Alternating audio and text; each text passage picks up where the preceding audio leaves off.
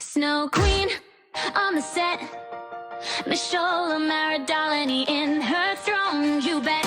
Reading every waveform in the wires by feel. Blind and deaf, but her logic stays real.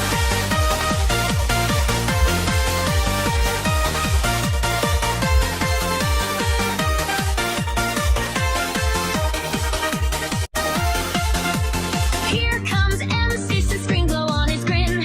Tech tea, tight jeans, yeah, he's logging in. Code on his mind and a thirst for the tea. Very, very gay with a flawless physique. Welcome to Tech Talk. Boot it up, don't stop. Bitch, flip a horse drop. We're live, let your jaw unlock. A Charlotte on TikTok. Tech Talk. Tech Talk.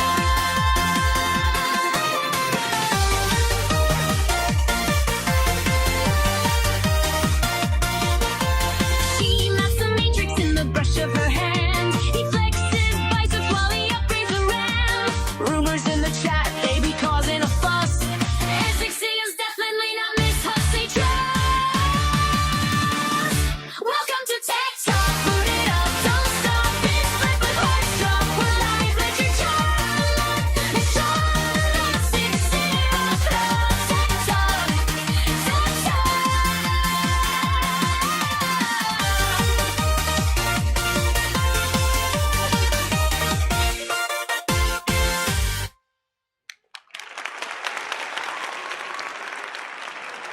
Good evening, everybody. Welcome back. Today we're going to be talking about some things.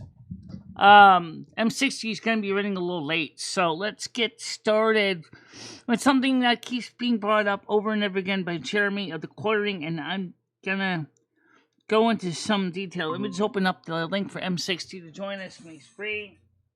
The quartering, Jeremy,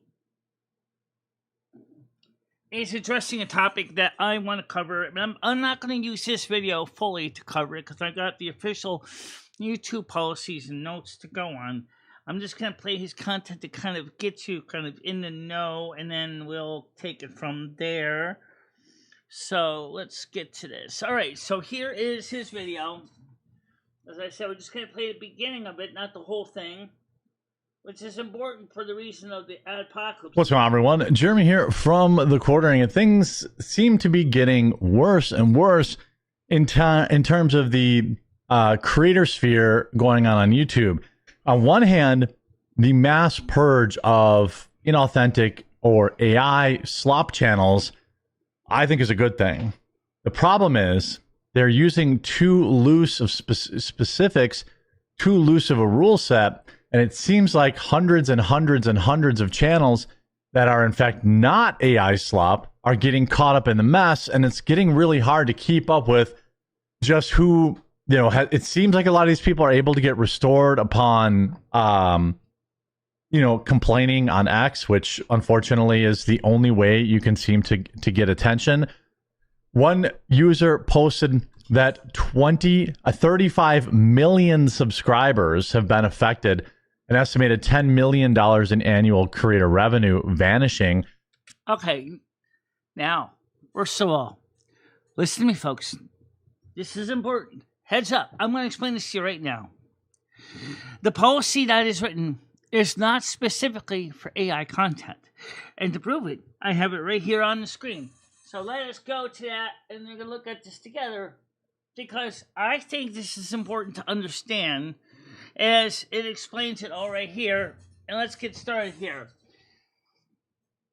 What do we look? Okay, let's see. Inauthentic content is covered up here, more specifically. Okay, July 15th, 2025, we're making a minor change to our repetitive content policy to better quality control. This includes content that is repetitive or mass-produced. We're also renaming this policy from repetitious content to inauthentic content. This type of content has always been ineligible for monetization under our existing policies. The creators are rewarded the original and authentic content. there's no change to reuse content policy, which reviews content like commentary, clips, compilations, and reaction videos. Now, that's pretty clear. Because what it means is repetitious content. I'm trying to find out a specific example where this mentions details. And here's what it means. Repetitious content was originally called inauthentic content. All right, so what is repetitious? Well, for one thing, channels that have the same style, same intro, same outro, same talking head position, same voices. Gee, that seems to affect every single drama channel I know of too, and every single news channel. That is what it is.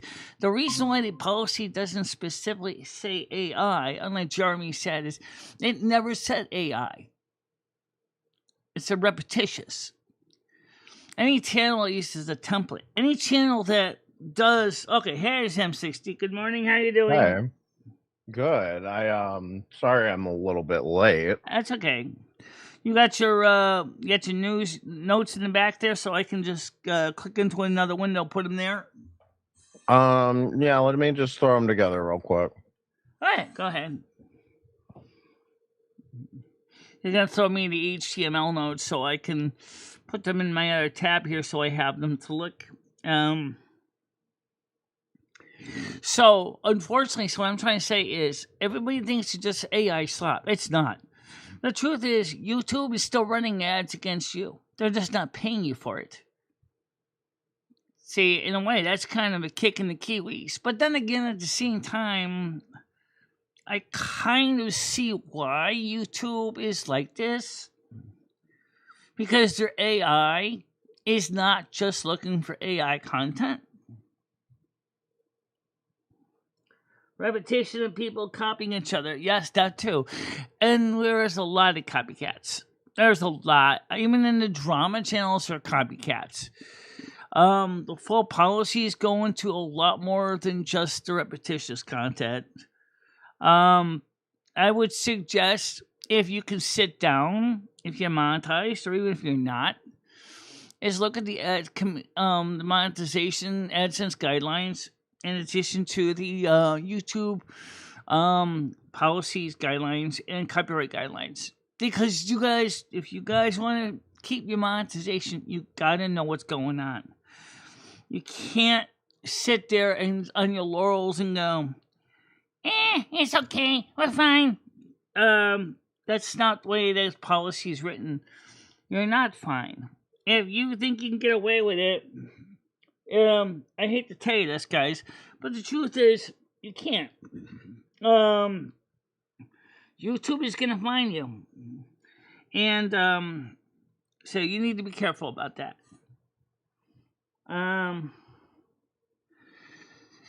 Inauthentic means, are you basically like just doing the lazy way out, copying people's templates? So it is true that their AI bot, the machine, doesn't have the mercy of a human. It doesn't seem to go, it's okay, you're just sharing a video from another channel. No, unfortunately, it doesn't. It doesn't care. So I would say, well, Michelle, I hear what you're saying, because you have, or a lot of people have said rather that this is more targeted at AI content, and I think what you're arguing is that it's not clearly defined enough to know. AI is not even specified in the terms of service or the AdSense guidelines either. Right. And the AI software, I wish they were more specific about this.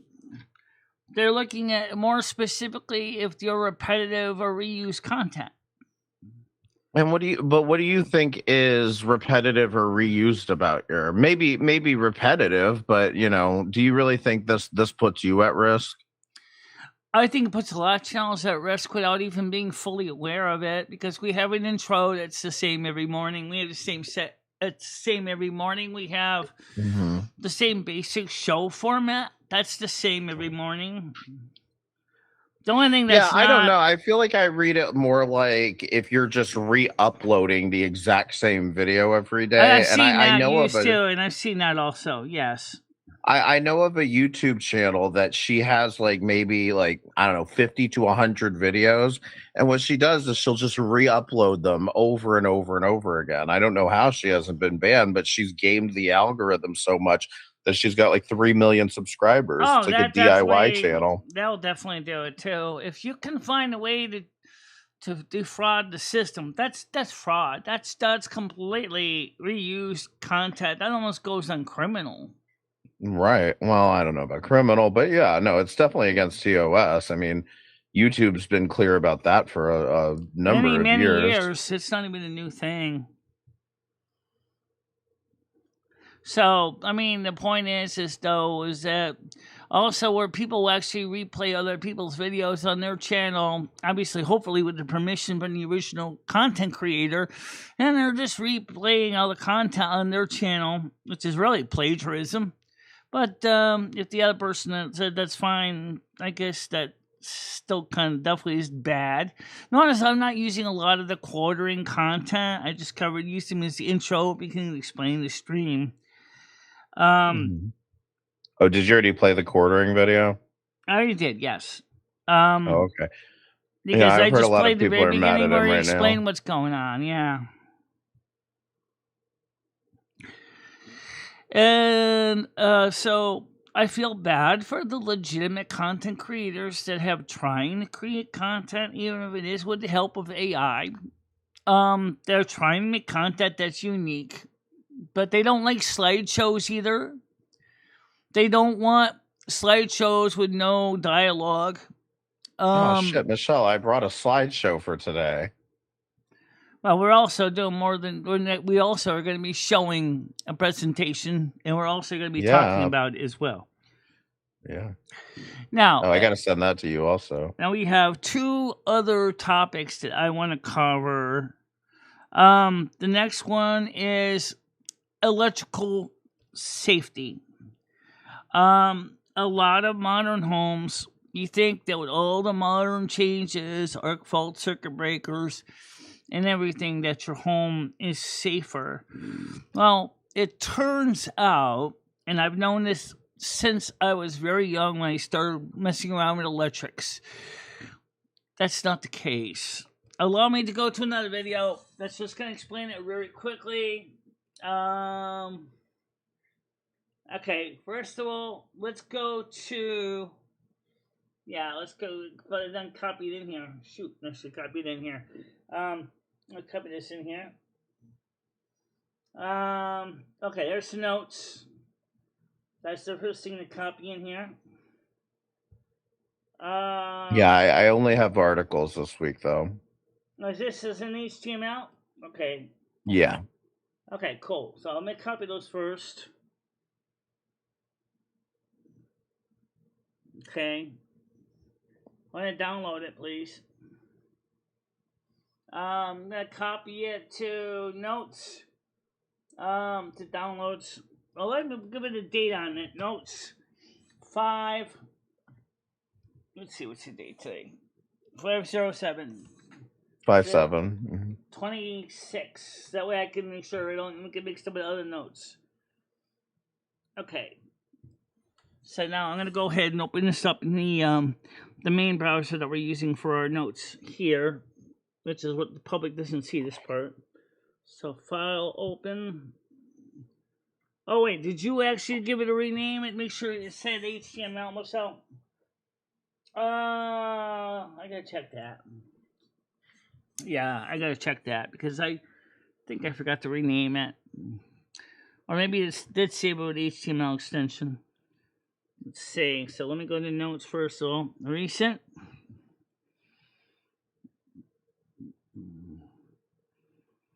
May 7th. Go to downloads. Yeah, notes. Yes, I did. Okay, great. It just said it was an HTML. Fantastic. Okay. Okay. Did you open it, or are you just gonna stare at me?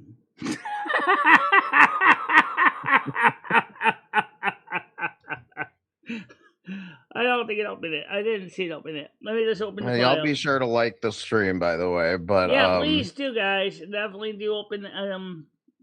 Definitely do like and love the stream, because I mean we're trying really hard to do a good show. And let's go back to my notes here. Date uploaded today. There you go. Hit open. I got the right one now. Open. Okay. So now we have the notes. And you also mentioned Ask.com has shut down, making the official farewell to the internet's favorite butler. Yeah, pull up the article. Yeah, from the Engadget. Okay, sure thing, I will. Yeah, I will put it on the screen right now. So do you know what Ask.com is, Michelle? Do I know what is? Ask.com? Yeah, it used to be known as Ask Jeeves. Yeah, AskJeeves.com, exactly. In my opinion, and I think the article mentions this. All right, let me fix this on the screen here, because I got it pointing to the wrong link. So let me fix this here. All right, I got it now. This is one of the reasons why it's really important to try to get this thing Google Meets chat. That gets to point to the right one. There we go. Okay, so now we can see you on the screen. So there's you. And then, of course, we're going to go to the Ask.com article. So let me pull that up real quick here. Okay. So it says, okay, you're going to pull me up this article, or you're going to basically make me want to strangle you. I was going to say, do you want me to pull it up on my own? Yeah, you can do that, since I can share your screen. It's already set to share it anyway. All right. You can help me with that area. A second. Let me just go get the sign back on your screen here, because it's kind of...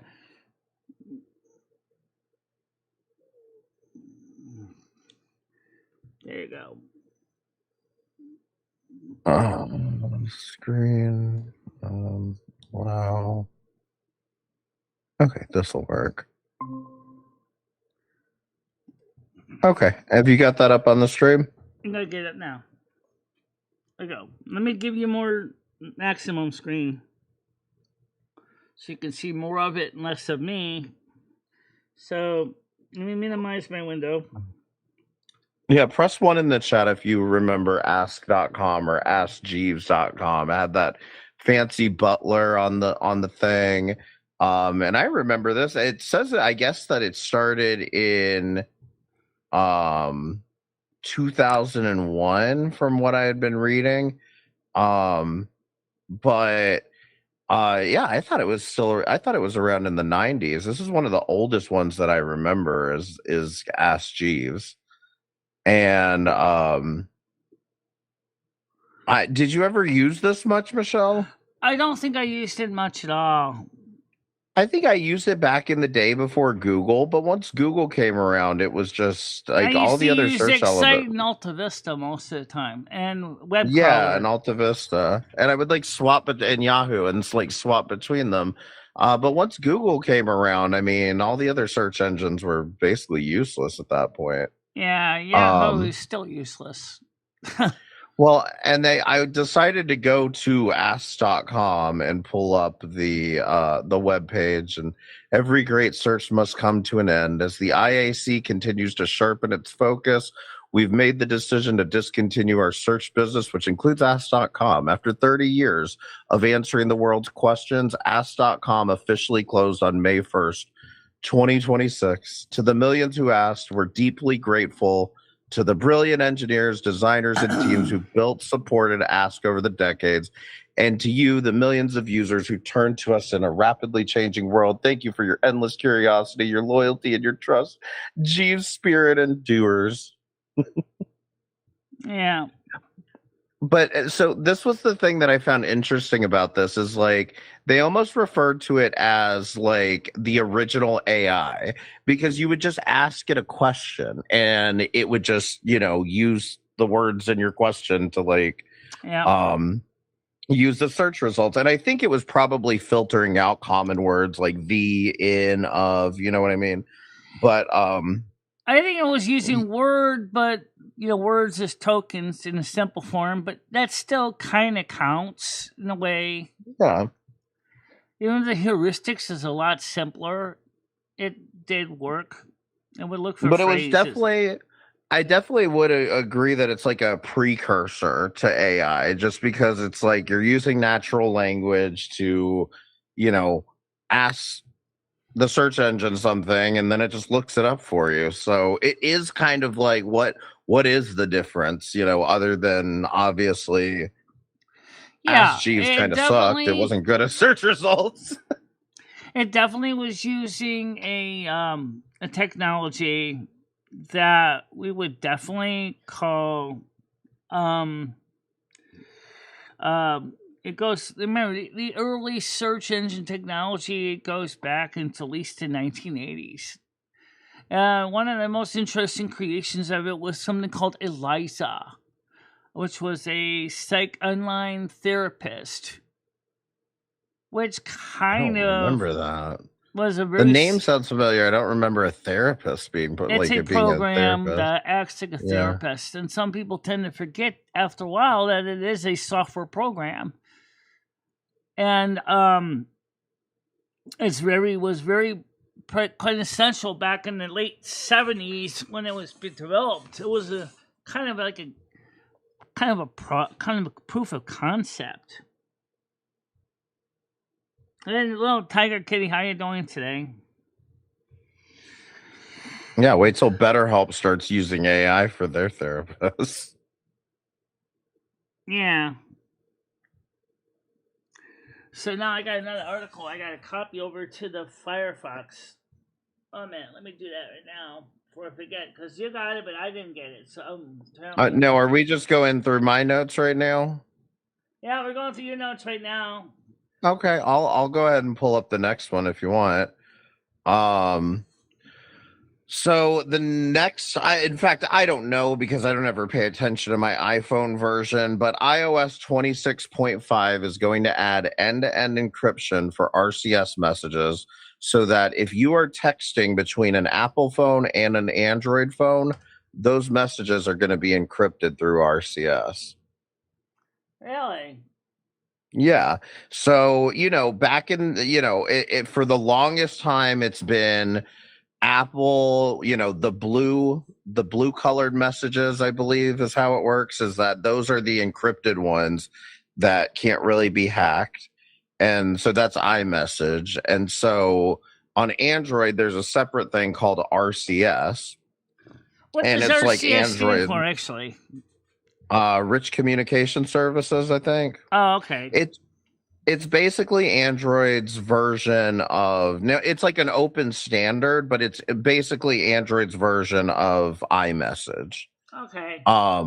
And so you can text from one Android to another, and if you notice a little padlock next to your messages or in the corner of the message thing, then that means it's encrypted. Similar, I think the iPhone probably has something similar there. All right. Usually, if you are in an iPhone chat, your screen is blue, and if you are on the other system, your screen is other colors. Let's come pull this article up so I can go to the wiring chat too, because I want to get that one else to discuss.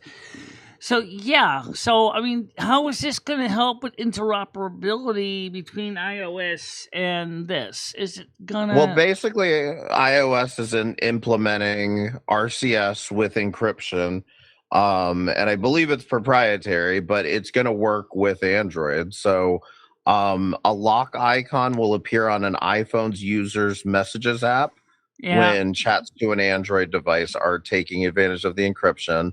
And on the Android side, the Google Messages chats to iOS will look the same way they do when messaging another person with encrypted RCS. So basically, both phones should show a padlock, a little padlock All right, icon, so in and short, that means the you're using iMessage encryption. will honor both codecs, their own Well, specific. it's not one. iMessage, it's RCS. It's just a slight difference because it's two protocols, but like basically yes. But basically on both ends, whether it's Android and iPhone, Right. it should be encrypted. And I think this is a great thing, honestly. All right, now I found the article I was going to play next. Now my turn. Let me jump over to this. This is, let's make sure I get this on the screen here. I'm just going to play the beginning of this, and then we'll go from the rest of this, because it gets kind of long.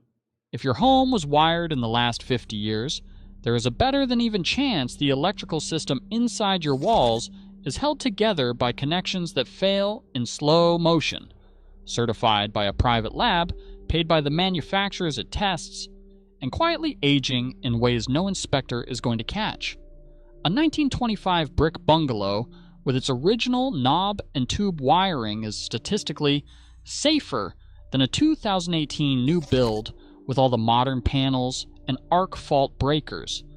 That sounds wrong. On the available evidence, it is also true. And when you hear what a single $5 component is doing in roughly 28 million American homes right now, you will understand why the engineers who tested it have been trying to sound the alarm for 40 years, and why almost no one has heard them.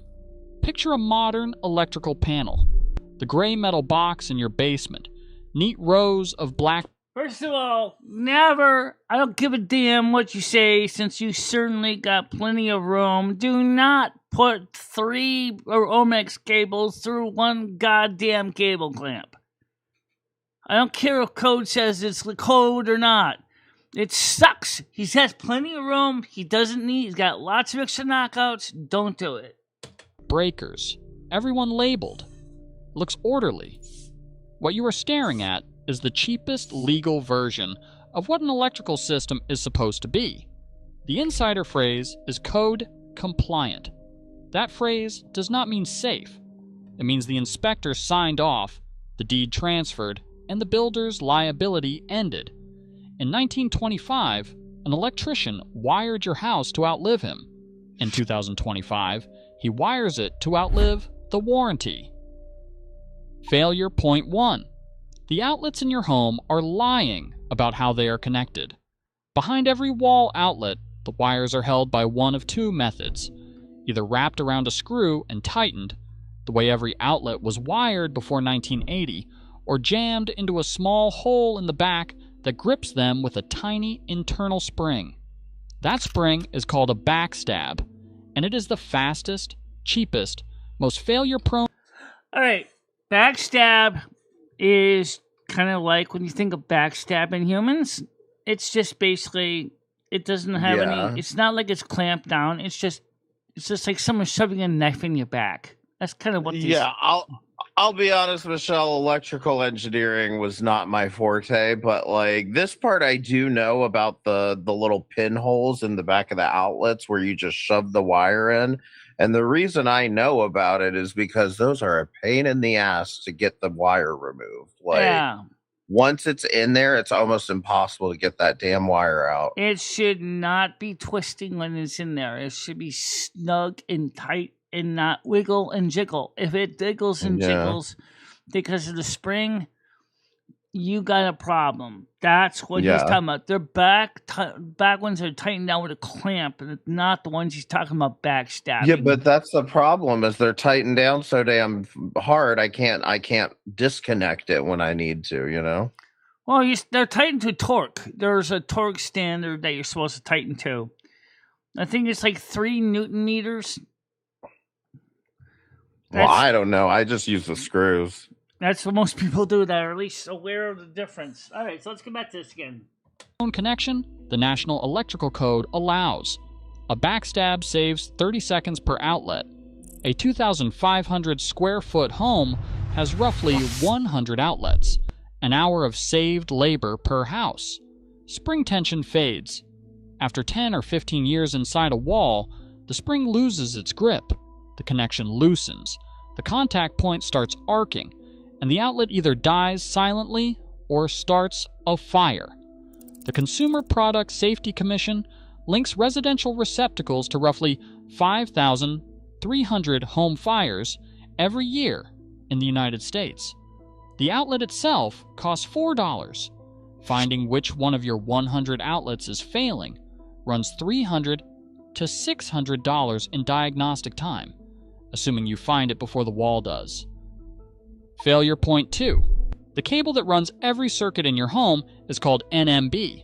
2 or 3 copper conductors and a bare ground are bundled inside a thin plastic sheath and drilled through the framing studs. The plastic is thermoplastic. It hardens and cracks with heat exposure over decades. The National Electrical Code itself states that when more than 3 current-carrying cables pass through the same drilled hole, almost every drilled hole near your panel, the cable's ampacity has to be derated. In residential construction, it almost never is. The code already knows that bundled cable cannot dissipate enough heat. The builder knows no inspector is going to open the wall to verify it. Compare that to a 1925 home wired with knob and tube. Each conductor runs individually through ceramic insulators with 6 inches of airspace between hot and neutral. Every splice is hand soldered and wrapped in friction tape, slower and more expensive. And it is the reason 1920s wiring, undisturbed by a renovation, routinely passes functional inspection 100 years later. Okay, that's very interesting when you think about that. And he did talk about circuit breakers and fuses, but I'm going to show you something. I don't know, but isn't that before ground wires? Right, that was before ground wires. It was designed originally back when we were using DC power. That's where the term neutral comes from, because the neutral is like a center tap. And it is still a center tap from the power pole and the transformer. Okay? So the positive wire was red, the other positive wire was negative wire was black, i.e. red and black, right? If you were connecting a appliance like a light fixture, it would be common you would attach the minus to the center screw on the outlet and or on the socket, and then the white wire would be attached to the it'd be different. It'd be like if it's a black wire coming out and a white wire, the black would go to the neutral or the outer shell, and the white wire would go to the center contact. If the wires are red and white, the red wire went to the center contact, and the white wire went to the outside. The thing is, that's why if you're working in a lot of older homes, you still sometimes see miswired outlets. They're not miswired. They're miswired for alternating current, not direct current. Because under the Edison 3-wire system, they're technically to code. But, unfortunately, when we switched to Nikola Tesla's three-phase power, split-phase power, that rule didn't apply anymore. That's why you got some outlets are wired backwards, where you see a white on the hot and a black on the silver contact. So, but as far as the modern code, if they were still sticking with porcelain tube, you need to have an earth wire. But that would be a real pain in the ass to add in modern housing, even if you could, because the typical distance between conductors is about 3 to 6 inches. So where in the hell are you going to stick the earth wire? It would have to be insulator would have to be stuck in the middle between the two. What's the deal with the ground wire? Is it safe or not? It is safer because if there is a failure in the electrical cable and the hot wire carrying, say, mains voltage shorts out against the ground, it's designed to blow a fuse, a trip, or breaker. Which is a whole nother thing I'm going to show you guys right now. If you ever want to see what a circuit breaker looks like when it trips, and why breakers are sometimes failure prone, I got a perfect little short here that shows this demo setup here.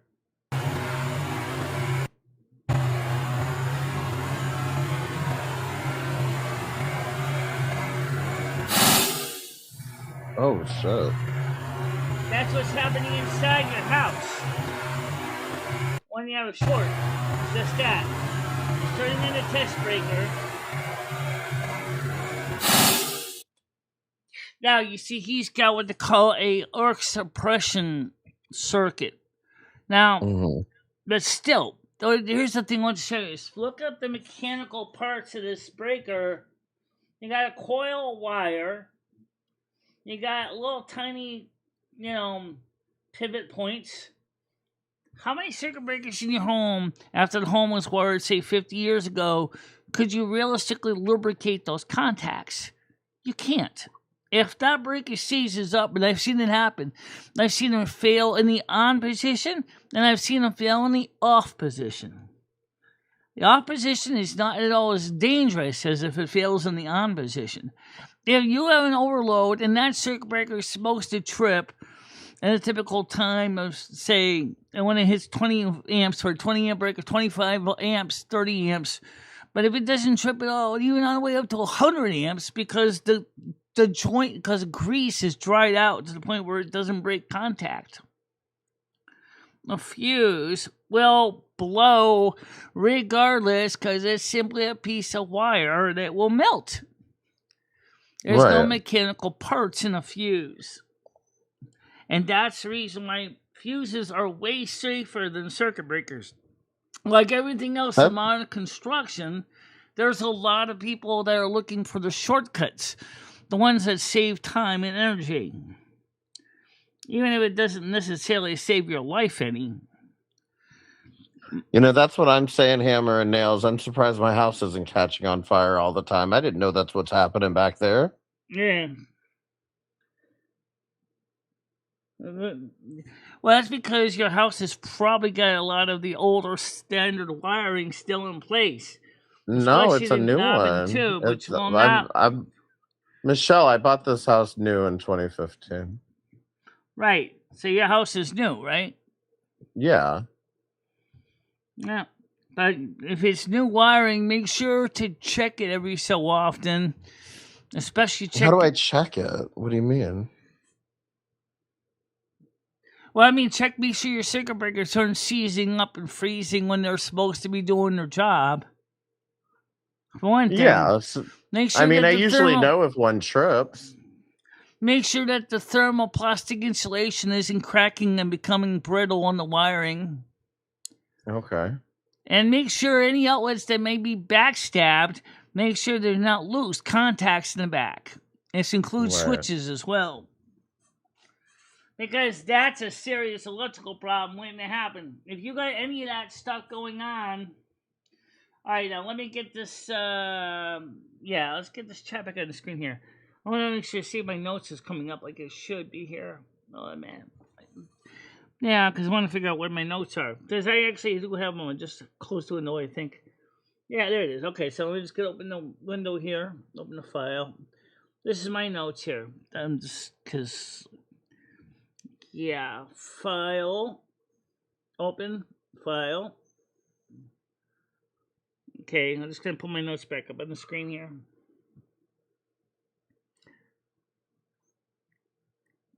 Only thing about actual mechanical hard drives, they're not as fast.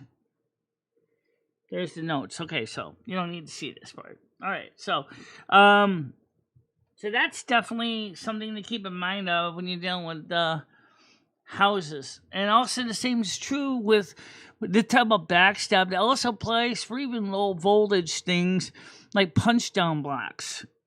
Although the typical telecommunications punch down block doesn't usually carry a lot of ampacity to it.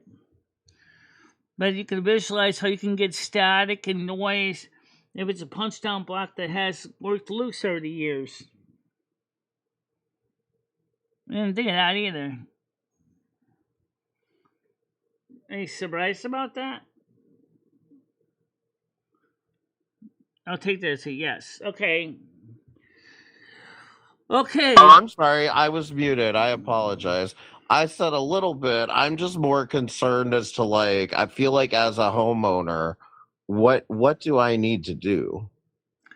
Well, just occasionally just just go through and check your own outlets and things. And if you're not sure, I would just go ahead once every 10 years, just call an electrician in to just check everything.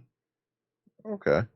You know, that's fair enough then. In fact, in the UK, it's mandatory. You have to do it every 20 years. So, and believe me. Well, God bless America, because I don't want to pay for that. Well, at least you can always pop open the outlet boxes yourself and look. You can in the UK too. Yeah, it's definitely one of those things that I'd rather trade myself. Yeah, it's pretty easy to do. Here's what you do: simplest form. And I would definitely not start poking around in the fuse box, but you can do some light poking. But be careful. Make sure to turn off the main breaker and don't touch the main hot end when it goes out to this meter. Okay, but check the breaker. Make sure the main power's off. Check each wire it's going to each breaker. Is it snug? Is it loose? Is it like a tooth? Is it like feel like it's gonna come out on you? Check it. Get a screwdriver proper size and snug it up. Yeah, I think I'd have to pull off that panel. The same thing with every outlet in your wall, every switch, every light fixture. Mm-hmm. Okay. It's just a good way to help avoid a good old-fashioned conflagration.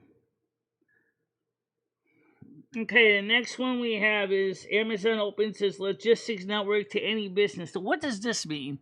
Okay, so I'm pulling it up right now. So go ahead and put the panel back on screen. Okay, I will. Right now. Okay. So Michelle, we've got USPS, we've got UPS, we've got FedEx, but like, how would you like Amazon to be a new competitor to the post office? Well, given the fact is there's a question that the post office itself is going to continue anymore. True. This is especially with Trump. How is regular mail going to get to your house? Well, I mean, Amazon does a pretty decent job of it. Let's be honest. Like, if you think about it, just in the history of the post office, that, you know, they used to say delivering mail on Saturdays just is unheard of. And then UPS comes out, does Saturday delivery. All of a sudden, the post office finally found the resources to do Saturday delivery. You know, this is why competition is good. But yeah, I mean, ultimately, the post office is on its last legs because it's mismanaged government slop. And like you said, Amazon does a pretty good job. Now, this isn't that. This isn't going to be like you can go into an Amazon location and, you know, mail off a package. What this is that they're basically outsourcing their logistics to companies like Procter & Gamble, 3M, Land's End, and American Eagle outfitters. Just basically meaning that instead of those companies handling like online orders, basically, that Amazon is going to deal with the packaging, the shipping, and delivery. There is one thing about the post office, though, we must not forget. Oh, they're the ones who help standardize the mailing, the addressing of envelopes, packages. They're the ones who started that we use every day. Yeah, we could still keep that. You know, the post office really could still, like, it's not going to happen, but let's just say the post office went out of business. You know, the post office could still operate as an entity that, standardizes addresses and zip codes, like you said, and provides that service to the private market who does do deliveries and you mean mail like Belcor does right? for the American telecommunications industry? Exactly. We wouldn't have the North American numbering plan if it wasn't for AT&T. Right. I mean, in fact, I don't know what we would have for numbering plan. Chaos. And now nobody wants to use AT&T anymore because they were the government subsidized monopoly that nobody liked. And right, they were a class 2. Correct. They were a class 2 monopoly. But yeah, it's basically like, whereas a company, let's say American Eagle, would hire USPS, DHL, or FedEx to like ship those orders out for them. It's something that Amazon is now offering to companies to do logistics for the company. Well, there's nothing And wrong with that, but what about everyday mail, like letters, bills? I mean, how is that? I mean, that'll still happen. Amazon's not going to replace that. They're just packaging stuff and doing that. But like, it is a step in that direction where maybe one day we are getting all of our, maybe it is the post office brought to you by Amazon, you know? I believe it was around in the 1980s when the United States Postal Service became a quasi-private company, and now Amtrak is going the same way. I'm not bringing Amtrak because it's going the same thing. The difference is that whereas the post office is basically getting their own Sicilian necktie, Amtrak is doing extremely well, competing against airlines and even other regional mail train railroad companies. I was about to say, nobody's going on the train. What do you? They're really competitive with airlines? Yeah, they are. In 2026, that's crazy. Yes, especially in areas where you don't have to go great distances, because the airlines costing much more for the jet fuel, especially after the Strait of Hormuz. It costs a lot of fuel to feed an airline. Airlines drink kerosene just like Bergs drinks a keg of beer. To go the same distance that you can get on a reasonable amount of diesel, because you're not trying to propel yourself forward by putting a big giant jet engine in the back that guzzles on kerosene. It just doesn't use as much, and you're not likely to fall if for some reason they run out of fuel. Your train just stops. Right. Well, Michelle, did you have another one you wanted to go over? Let's see. I did have one here. Let's see. I can just pull it up in here. Let's see. I did have one more. Let's see. Oh yes. The AI thing. It's not really specifically technology, but I'm gonna bring it up real quick here. The situation with the aliens is causing a major excitement on the internet right now. People are really totally fixated on the government release of the actual information on AI. I mean, sorry, ETs. They could be ATs, artificial terrestrials. Oh, who knows? But anyway, their disclosure is starting a burn fire on the internet right now, as Americans are looking forward to. I'm not familiar with this at all. Do you have an article or something? It is in our DM. Oh, it's in our DM? Okay, let me find that real quick. Sorry about that. And now he has a video that he's been itching to drag out for a while, which is the jingle jangle tangled skein of wireless providers and plans. This is something. Oh, are we already jumping to that? Yeah. I thought we were looking at aliens. It's already 7:45. But yeah, alien stuff. So let's talk about that real fast. One more thing.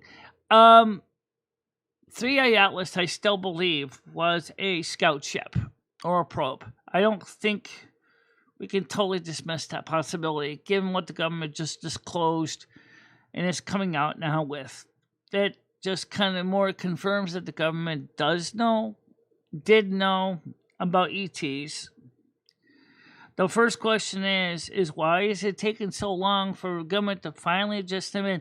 All right, here's the truth, people. Here's where it really stands. Trying to tell pastors and churches, you gotta go out there and explain this to your congregations.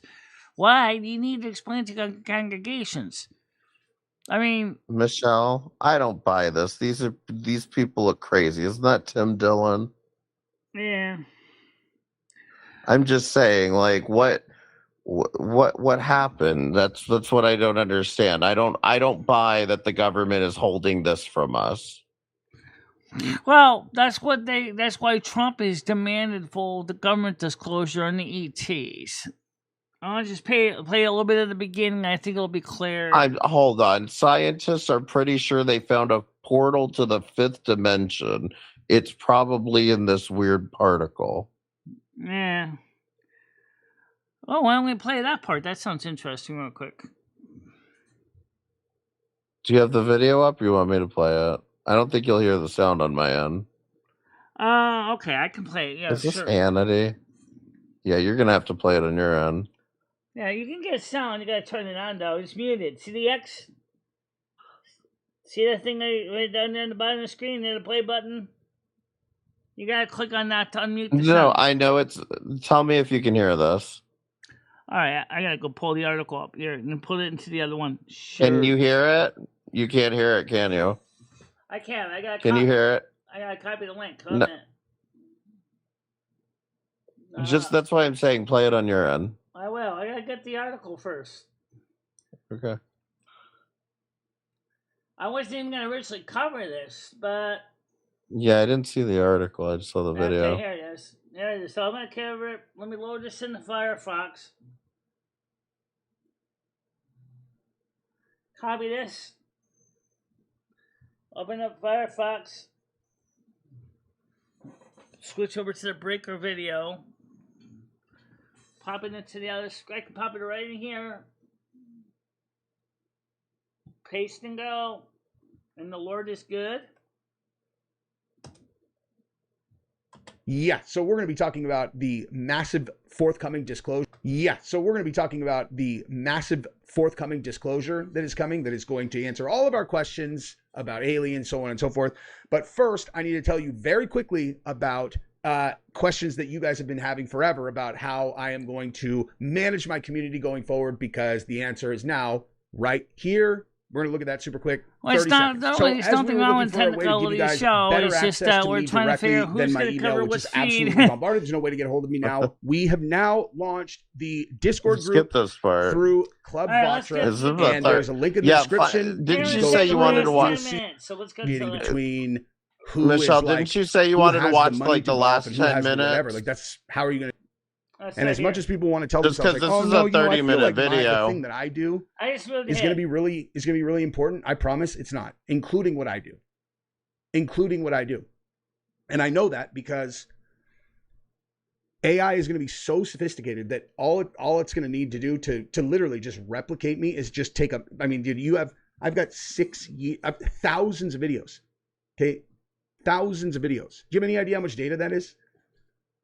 It's going to be easy for an AI system to have reviewed my entire library of content, and then you insert a story and go, here, make Jesse's video about this, and they will be able to do. It'll be able to do it with 99% accuracy. Might be slightly different jokes, and I would tell because I might be in like a different mood or. Let me see if I can get Ash to give me the more generalized summary of this. UFO disclosure, the prospect of a false flag invasion, the AI paradigm shift, CERN and the scientific discovery. That's the one gets that one there. Let's play that one. Okay, I'm going to pull this down real quick. This is in Popular Mechanics. Okay, anybody who knows anything about anything knows Popular Mechanics is about as credible a scientific periodical as you're going to find. And the headline here is, and this is March 26, 2026, scientists are pretty sure they found a portal to a fifth dimension, to the fifth dimension. No, hold on. And no, hold on. Pause this for a second. Michelle, pause it. It's obvious, but if you've been watching my content, you're... Okay. The headline is scientists are pretty sure they found a portal to the fifth dimension.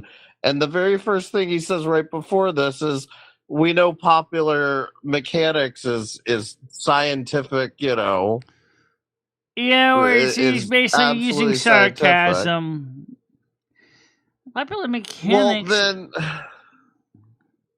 First of all, Well, I Puddle mean, Mechanics is really more of a mechanical magazine. It's not a science one like Popular Science is, even though they are from the same publisher.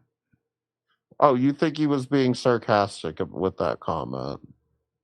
You think so? That's the problem. I can't follow this. Like, someone Hammer and Nails just said this guy used to have an MMA UFC review channel. Yeah.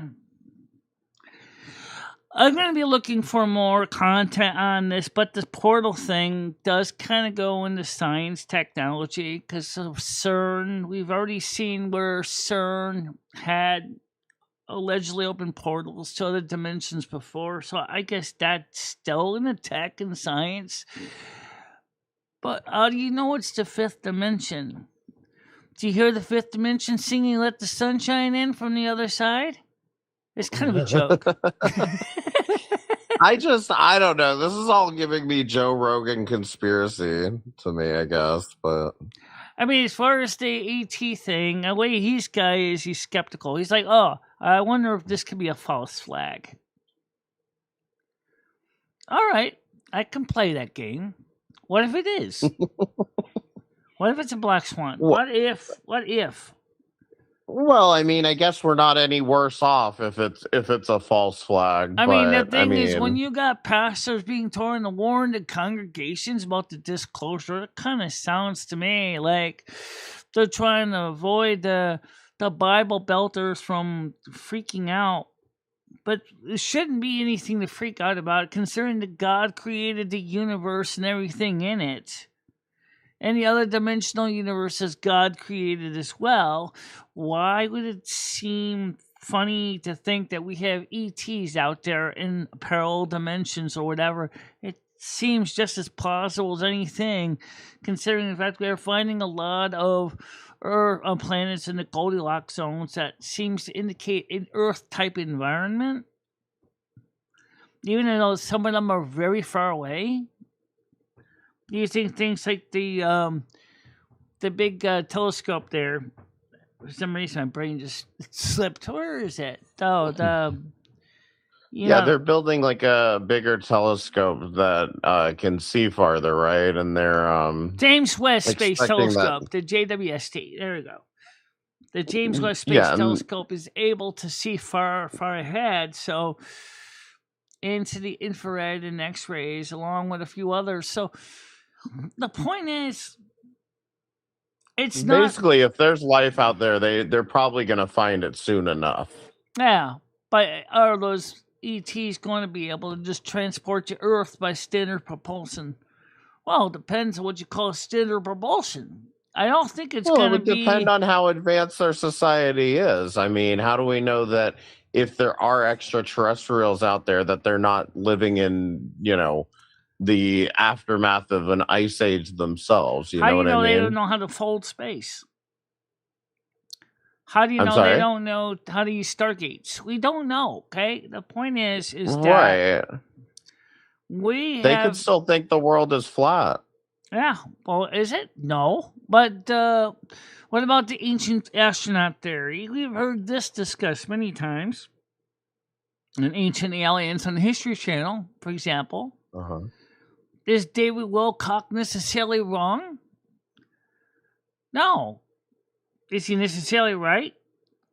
No. It's just basically, here's what we see, so we believe it may be so. David has said we have 3 portals that keep under close observation. Not a big deal. 2 are portals completely shut down, and we're the only ones that know how to open them back up to let UFOs and MIB to use them. Portals to what, though? Portals to what is exactly? Parallel dimensions? Other locations on the same dimensional plane? Does it really change anything? That's a great question. So portals to what? No. I mean, that's Do you think, Michelle, we're the most advanced civilization out here? Or you think there's a more advanced one than us? depends how far is out there. In this solar system, at this point, we are. In this galaxy, no. I mean, we're in the Sagittarius arm of the galaxy. So, there may very well be other civilizations in the same Sagittarius arm of the Milky Way galaxy that are more advanced than us, too. Wait, in our solar system? Yeah. In our solar Okay. system, I would say right now, we are still the top dog. But outside of our solar system, we're probably not the top dog. We're probably, because we're not even a level 1 space society yet. We're not even level 0 at this point. Because we're Yeah, just that's starting to true. get out there with chemical rockets.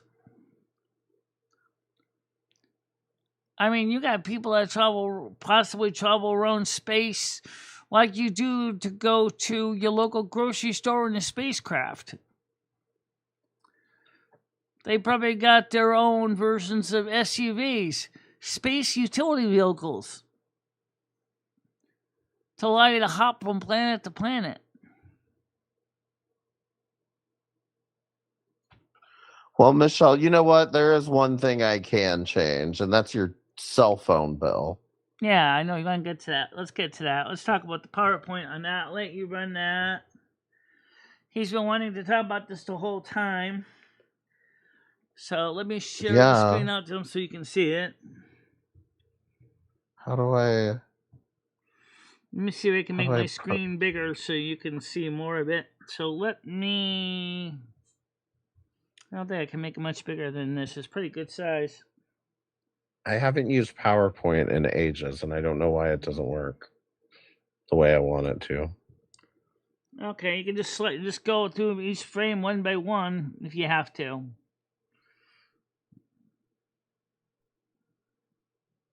Well, I just want to view it like full screen.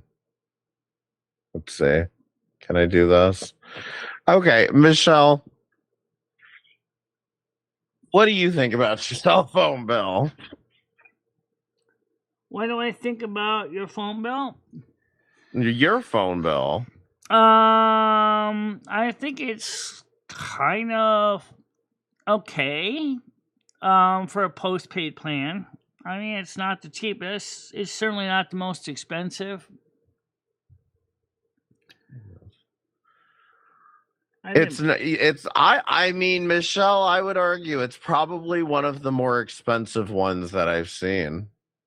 So for those of you that don't know, I ended up taking a look at Michelle's cell phone bill, and it was $220 a month, okay? There you go. So let's talk about what you have, because I think that this is something that I think everybody can kind of learn from.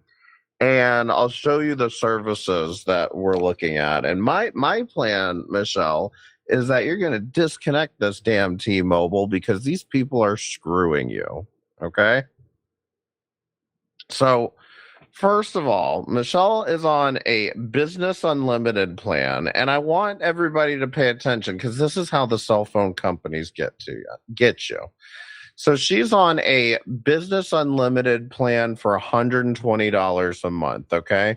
That's for 4 phone lines, talk, text, and data, all unlimited, and then she pays an extra $4 for Scam Shield Premium. That's Troll Shield, basically. Do what? It's basically like Troll Shield. Yeah, the Troll Shield. But like, even from what I saw, it didn't seem like you were getting that many calls on there. So I don't know. Maybe that's because of the Scam Shield, whatever. Yeah, but it is. These stupid business plans are so predatory because they rate them as if you are going to always have 4 lines. And so if Michelle were to change her plan right now from 4 lines to 2 lines, then, and we'll get to why 2 in a minute, but if she was to change everything from 4 lines to 2 lines, she's going to pay more money than if she just kept 4 lines. So this is how they keep you in Right. these things. And, you know, if you don't have, and, you know, again, assuming you're a business and you have employees, if you don't have somebody to give those other 2 phone lines, they're just going to sit there and rot. So, but let's go through this. So it's $120 for the plan, which includes 4 phone lines. But when you say it includes 4 phone lines, one thing that the postpaid phone companies don't like to tell you about, well, I mean, they'll tell you, but taxes and fees. So when it comes down to it, all 4 of these lines are paying about $5 per month in regulatory taxes and fees. Yeah, that's about So right. that's another $20 right there. So that's $140, $144 if you include the scam shield. So $144 a month just for, you know, phone minutes texting and data on your phone. Well, Michelle also uses the T-Mobile home internet, which I actually like it. It's a pretty decent price for home internet when, you know, that's your best option. And what's good about this is that if Michelle does need to up and leave or move, she can just take that with her to wherever, you know. Right. So the T-Mobile home internet is $60 a month, but because Michelle has a voice line, and she has 4 of them, remember, but as long as she has one of those voice lines, she's going to get that $15 discount, making it $45 a month. Right. And then you pay about $210 in taxes. Then Michelle has a 5 gigabyte hotspot, which is like a separate like data device that just Right. gives you a Wi-Fi signal wherever. We And that's canceled that already, but $25. gone. We'll get to that, but yeah, we did cancel that. So that's $25 a month, another $2 in taxes. So even though this really comes out to what 181 205, you've got to consider all the taxes and fees that you're paying Right. alongside this. So let's talk about what Michelle actually uses here, okay? Because I said she's got 4 lines. But when I look at the bill, she has 2 phone numbers or 2 phone lines that are completely unused. And when I asked Michelle, she said, I don't really need those numbers. I assume you still stand by that, right? Right. Lines 3 and 4 are really pretty much dead, vacant. Right. And you don't need the phone number. You don't need to save the phone numbers, right? It's No, not like, they're not. yeah. Line 1 is So the then main one, but line 2 is the second main one. Now. Well, and that's where things get crazier too, is because, I mean, you know, you're a homebody. You don't, you know, no offense, but you don't use that much mobile services. So on her first line, she uses under 100 minutes, under 100 text messages per month, and about 500 megabytes of data on that phone. On the second line, which it looks like she's probably using more as her main phone, and I think you told me this is your iPhone line, less than 500 minutes, less than 150 text messages, about 3 gigabytes of data, right? Yeah. So that's perfectly normal usage, and I think if you do need to hold on to both of those numbers, you know, I think it can be done. You know, it might be ideal for you to get down to one number, but for her, I think that, you know, with IRL streaming and whatever, it is kind of convenient to have 2 devices so that, you know, you've got one you can use and one that live streams, you know. All right. Then when we get to the home internet, because it's also on this T-Mobile bill, she uses less than, and remember this home internet, this T-Mobile home internet, It's that is bringing the what show you are to you. using. Yeah, that's what you're using to watch this right now. That's what she uses as her main internet to broadcast to everyone. Okay. Right. Uses less than 800 gigabytes of data per month. And that's perfectly fine because the plan lets you use up to 1 terabyte, right? Actually, it's unlimited before deprioritization. I think it's 1 terabyte is where you deprioritize. 1.2 with T-Mobile is what my understanding. And then the hotspot, when I looked at the hotspot, it's not being used at all. Okay. So the very first thing I said to Michelle was, you need to cancel the hotspot. Okay. Yep. So, and Michelle absolutely contacted T-Mobile through, I believe, their Twitter messaging service, and the hotspot plan is going to be canceled at the end of the month. So that's already, we've got $25 a month off of the bill. Okay. So that brings your new T-Mobile bill amount going forward to $160 plus tax, and after tax should come to about $190 a month. All right.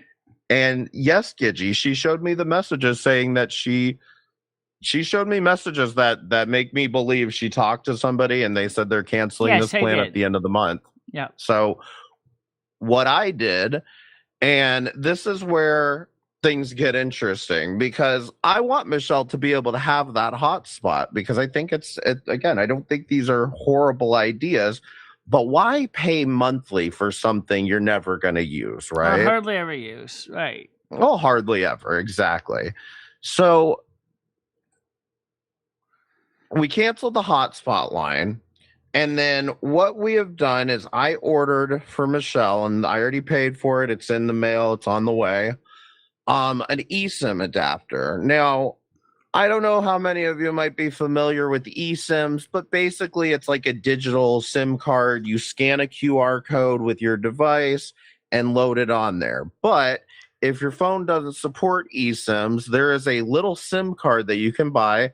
Costs about $45, and you can buy that SIM card and program eSIMs onto a physical SIM card, then put that physical SIM card into a device, and you can actually put multiple eSIMs onto this physical SIM card. Okay.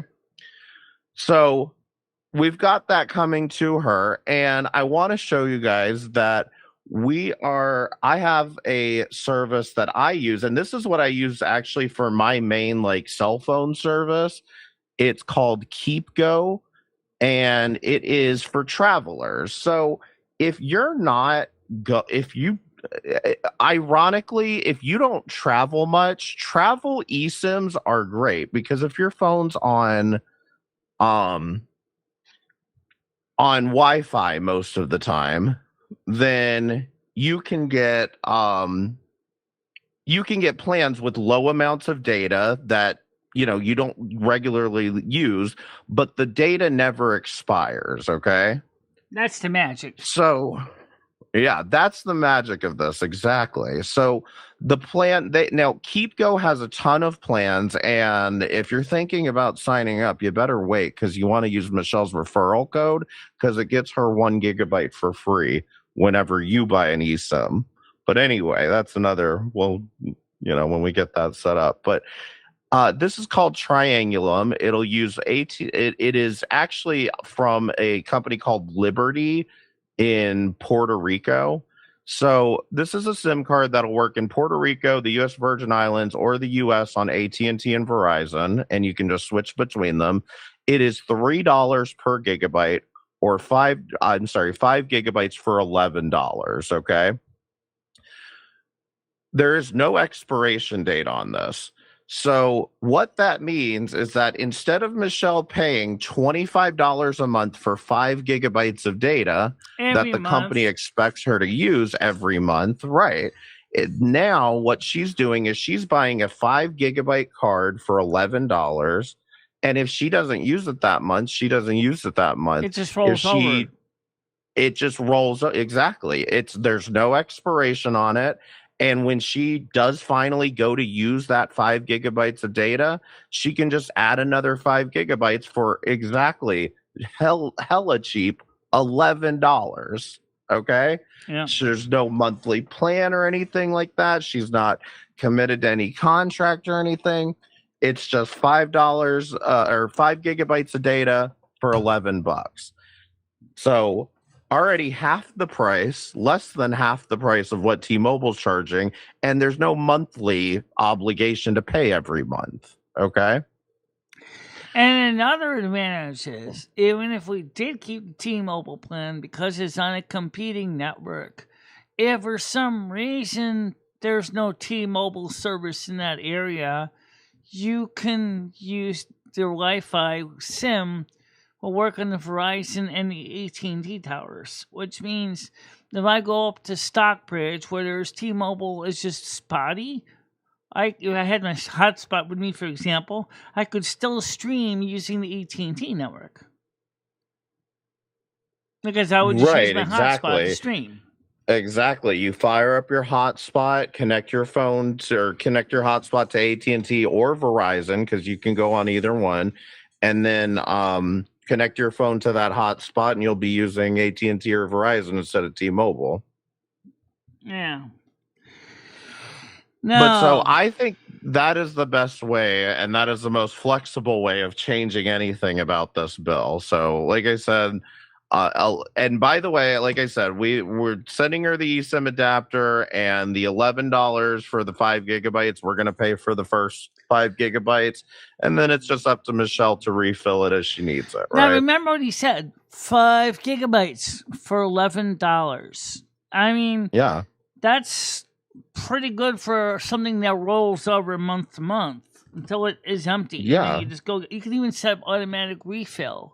So you don't have to worry about waking up one day and going, oh, shoot, I'm out of data. I can't talk anymore. You can just go ahead and just set to just keep refilling it if that's your thing. Now, that's the data plan. Obviously, with that data plan, you can use Google Voice. You could use Skype. You could use Vonage. Because if you think about it, if you have it as a hotspot... Well, I looked at Michelle's bills going back to January, and you hadn't touched this hotspot at all. No. So don't go start burning through it just because you got it now. But, like, you know, that's what I'm saying. That would have saved you, $25 a month for the past 4 months if you had, gone this route. There's another choice, too, with the internet thing. Or with the phone line thing. Because of my hearing... You might say, well, why don't you use an ATA, connect it into your router, and then just use SIP, to do online voice over IP, or use Google Voice. That's another way you can make phone calls, which is related to what you are using through the site called Triangle. That's exactly what I use. Is I have my phone numbers are on a SIP plan. I think I pay... Like, honestly, per month, I don't pay any more than about $15 per month for, like, 3 lines of cell phone service. That's not bad. That's totally not bad. I agree with that. That's not bad. Because we look No, I will say it's a little complicated. I only get, like, 100 minutes per line. But you know what's funny is I get to call 1-800 numbers for free, and that's kind of retro. So yeah. Well, because my hearing, mostly I usually just use Google Voice, so... right. Yeah, because then I could just because I could read the screen closed captions and stuff for the phone calls.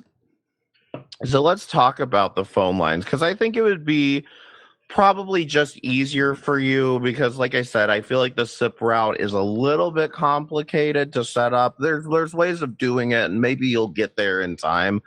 But for now, I think it's too complicated. So Google Voice is pretty much just drop and play, as Google Meets is. So, all right, let's go through some of the different voice plans. Let's talk about those real quick. So the voice plan. So I think you need to cancel your phone lines with T-Mobile, if I'm being honest. First of all, those 2 unused phone lines gotta go.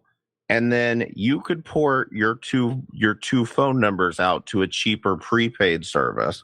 What's good about prepaid is no taxes and fees. Everything's included in the price that you pay. All right. And you're not, under contract or anything.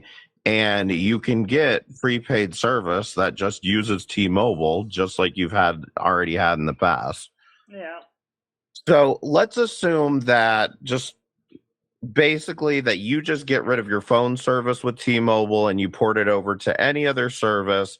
That's going to bring your T-Mobile bill down to $60 a month plus tax, so about $62 a month, and that's just for the home internet that you have that you stream from, okay? But then what do you do with your cell phones? You got to find a service to use.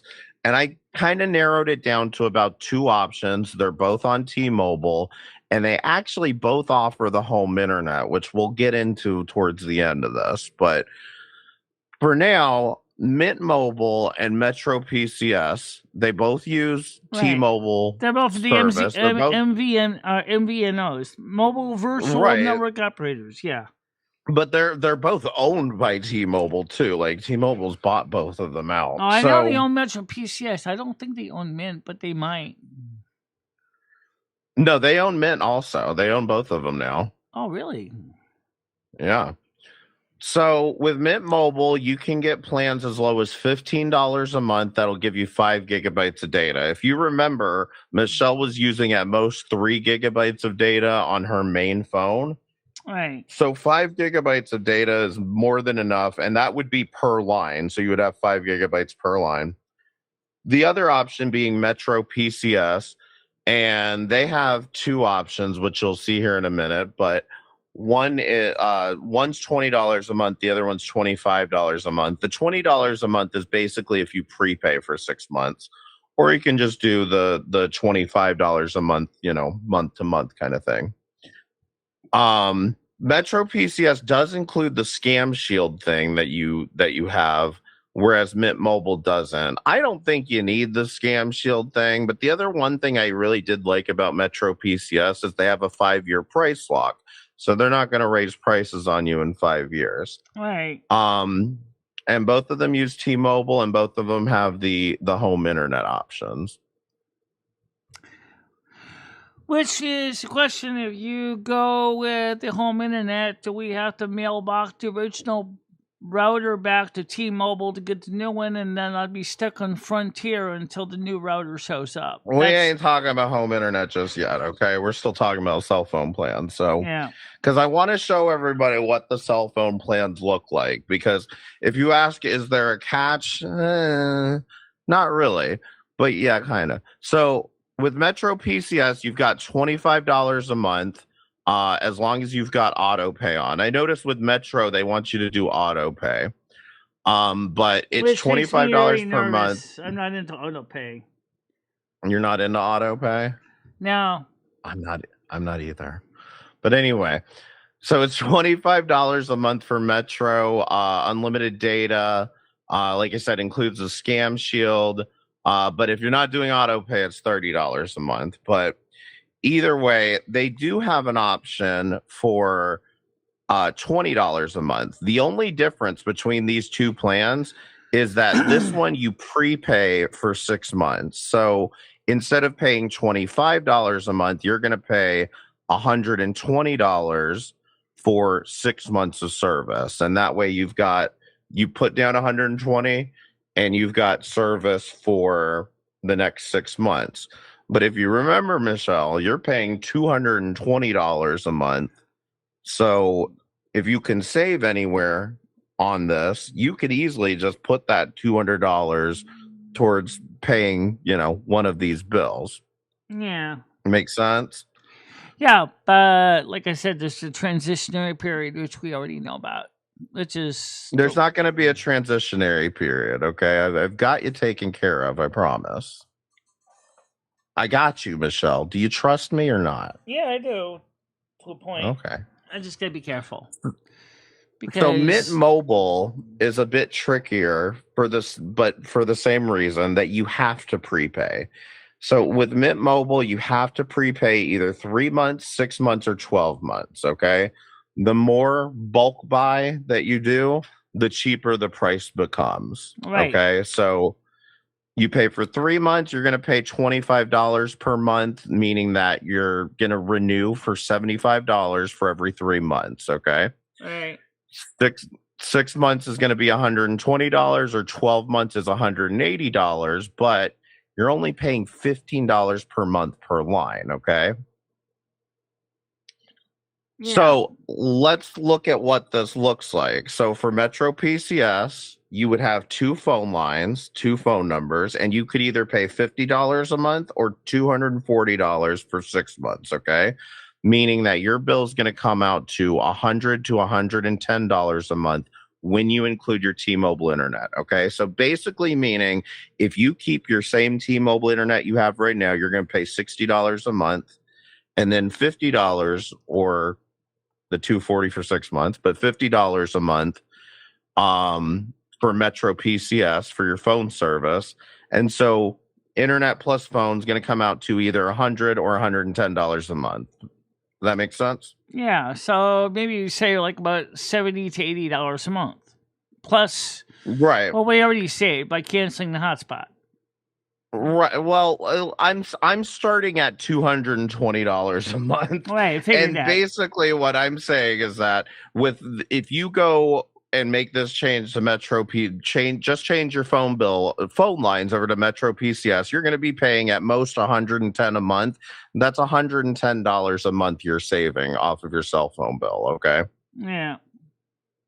Now, Mint Mobile, like I said, you got to buy 3 months in advance, 6 months, or 12 months, meaning that bill can go down to $90 a month or up to $110 a month. Still, you're saving, just by changing your phone lines over, you're going to be saving $110 a month, right? Yeah. Yeah, no, and I won't deny this is kind of complicated. Noah Zark said. Noah Zark says, this seems overly complicated, and in a way it is. So let's just try to explain it for the simple everyday guy and gal. You're going to go for a phone plan. You insist you have to have a cell phone for whatever reason.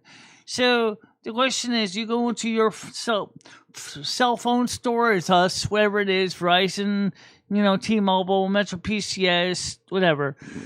And the guy says, okay, first he sells you a phone, which we'll assume there's no EIP on this example, or you bought it outright with cash. Okay, you already had one that was unlocked. Then he says, well, you got to pick a plan. Anyone who's ever picked a plan on the cell phone plan has actually probably said the same thing. It's like going into a candy store. You see all the different chocolates and the little candy bars, and you're going, well, what do I want? Do I want chocolate with almonds? Do I want chocolate with peanuts? Do I want plain chocolate? Do I want white chocolate? And they're all different prices. And so you're sitting there, I don't know, I just want chocolate.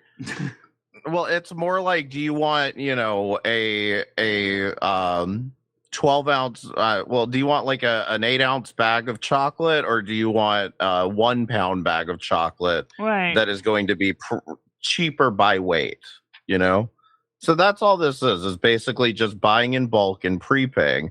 In my opinion, I think Michelle could benefit from the prepaying thing. I think it would be ideal for her to just put the money down on a year's worth of phone and internet service and just have that taken care of for a year. So she doesn't even have to worry about the bill, and that $220 is, actually in her pocket every month. Let's say, for example, the example that you hear with the $180 for the year of Mint, for this example. Okay, now, you're in month 11. It's time to plan to refill another $180 in the bill. The donations had dropped into the floor. There's no donations. Then all of a sudden, or worse, like Jeremy was talking about, your channel gets demonetized.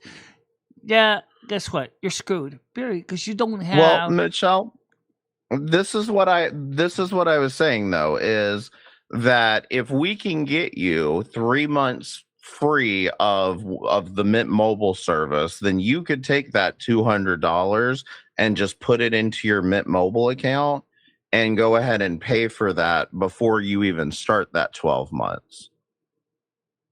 Yeah. Well, like I said, if you're willing to put the money away and save it, either save it personally or just put it into your Mint account, you would have, in the 3 months that you'd get for free, you'd have a year's worth already saved up, and then you'd have another extra $60 too. Yeah.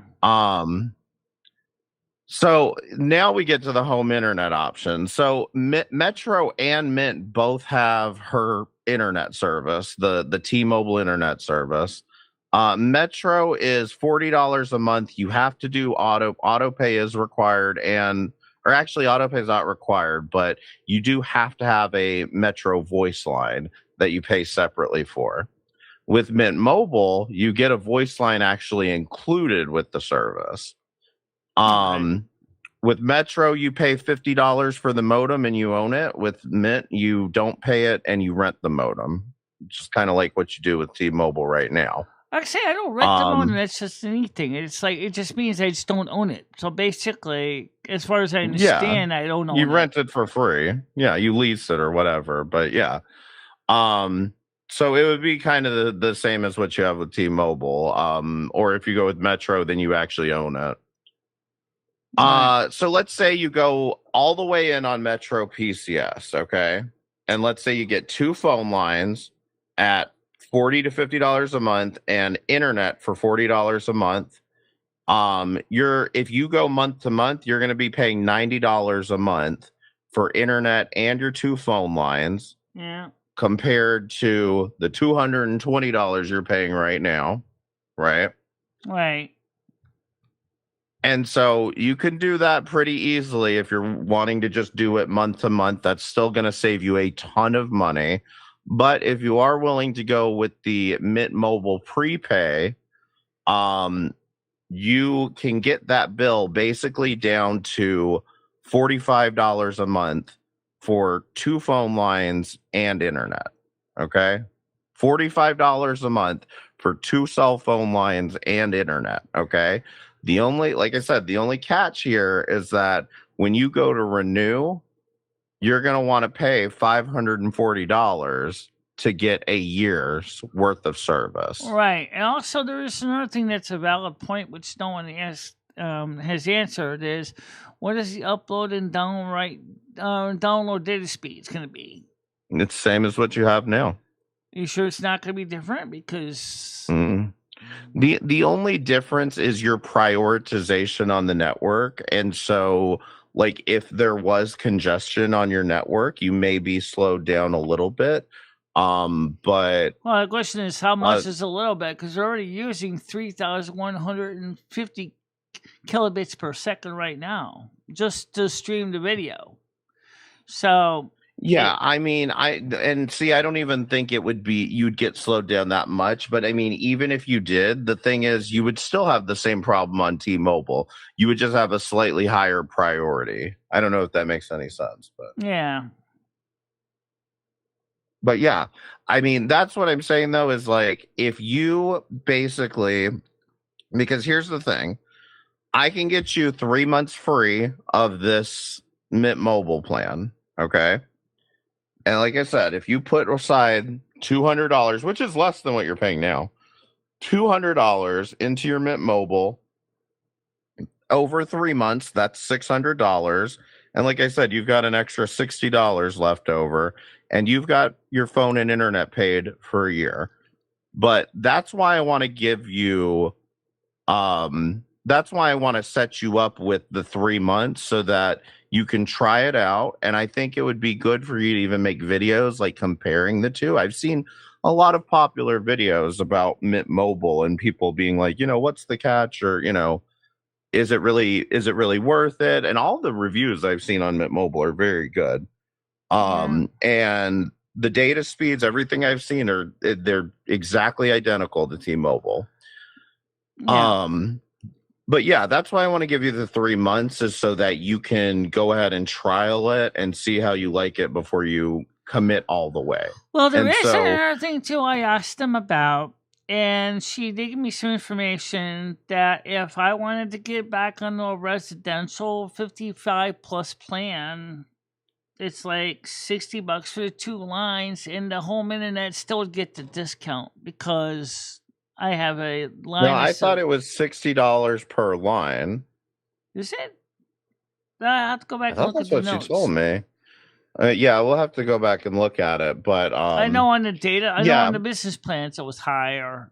They're in the notes, the different things about the different rates that they were suggesting.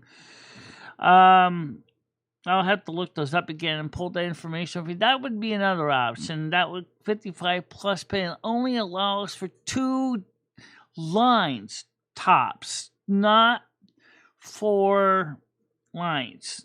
Okay. But they said the hotspot, you still would get the $15 off. So not really, let's say it's just 2 phone lines for, say, 60. Then you're still going to have the hotspot at 40. It's still $100. Well, it's still 120, which is exactly what you're paying for 4 lines. So you might as well just keep the 4 lines at that point.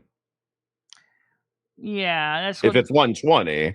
That's my point, is that if it ends up being 60 per line, then you literally might as well just 60 per line, you don't save shit. But if it's 60 for the 2, then and the hotspot, then the whole bill still ends up being $100 plus taxes and fees. So that's another consideration as well. I'll double check that information. I'll send you that webpage so you can look at it yourself. Okay.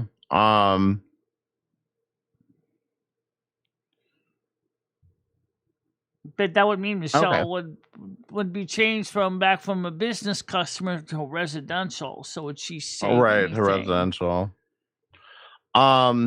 And then you also do have to consider, if you stay on postpaid, you're still paying the taxes and fees. So you're still going to be paying probably. So let's do this, because I'm looking at it right now, and it does say $60 a month for 50 gigabytes of premium data. So we can do this math real quick. So $60 plus you're going to pay another $10 in taxes and fees for the 2 lines. And then you're going to pay another $45 plus another $2 for taxes there. So 47 plus 70. So close to about $120. That's still going to save you about $100 off of what you're paying now. Yeah. So, well, here's the thing that people don't realize. In short and sweet, what happened was, originally, Michelle, after her iPhone 8 broke, and she finally sent it into a guy to fix it, replace the battery and everything, she wanted to get a new phone because it was old. But the problem was, the newest iPhone at the time, the 15, was the most affordable option with the USB-C port. Was the only eSIM for the American version. And she said, well, I want to keep my SIM card so I can use it for testing other phones.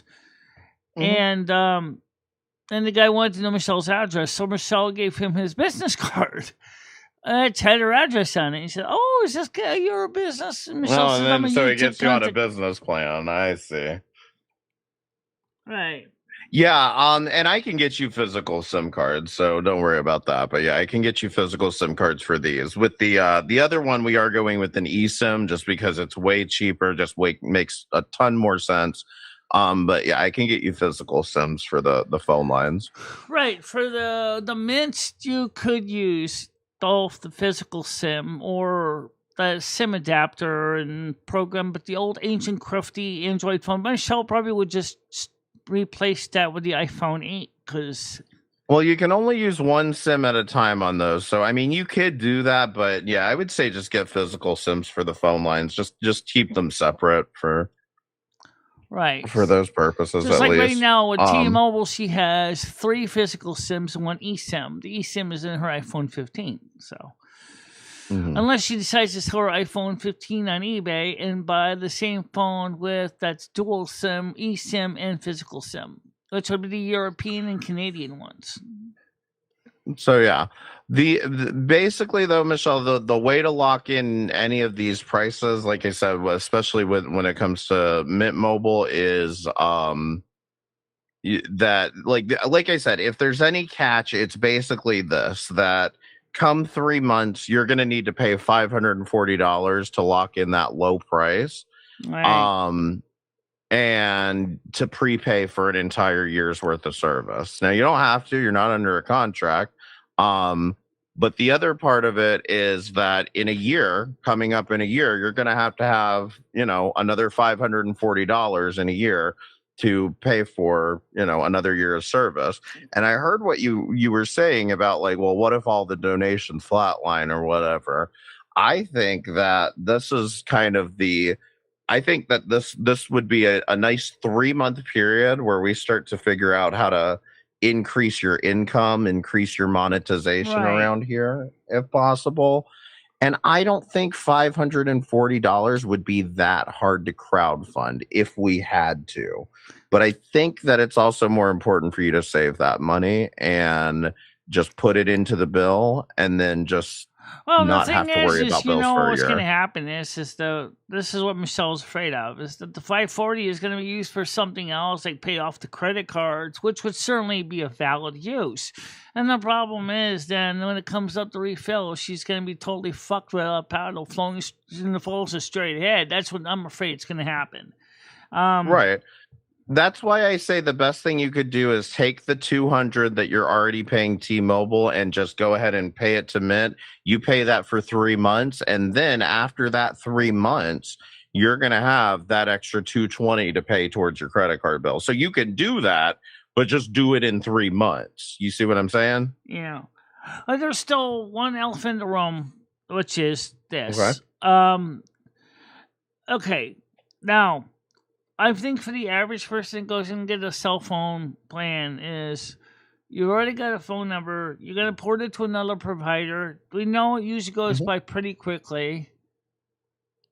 But what happens if for some reason something goes wrong and your number doesn't get ported? And then all of a sudden now you lose the phone number because it got lost in the bureaucratic shuffle. That is rare that ever happens.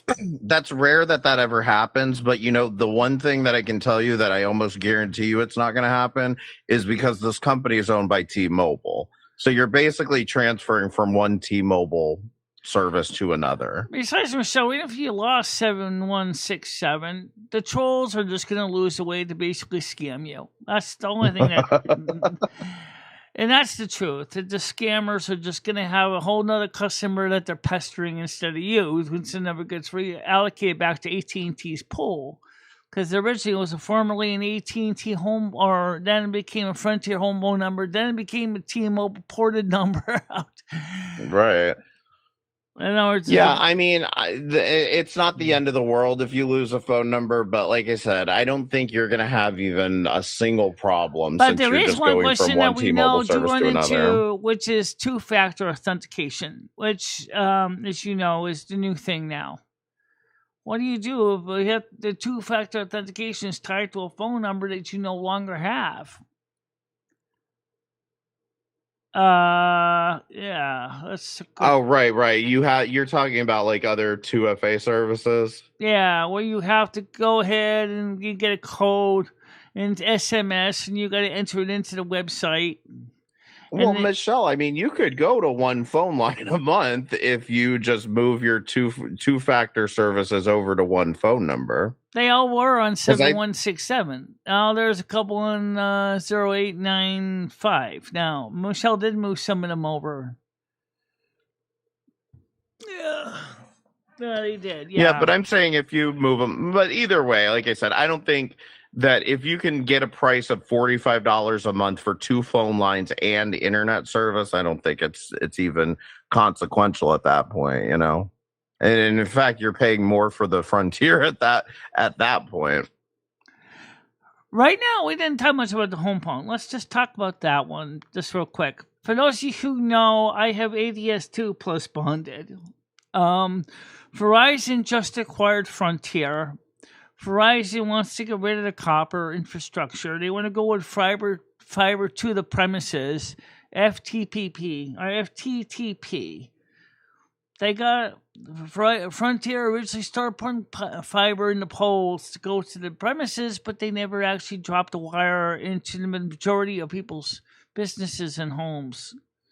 The result is that when I asked in my local area if it was available, they tell me probably on the 12th of never.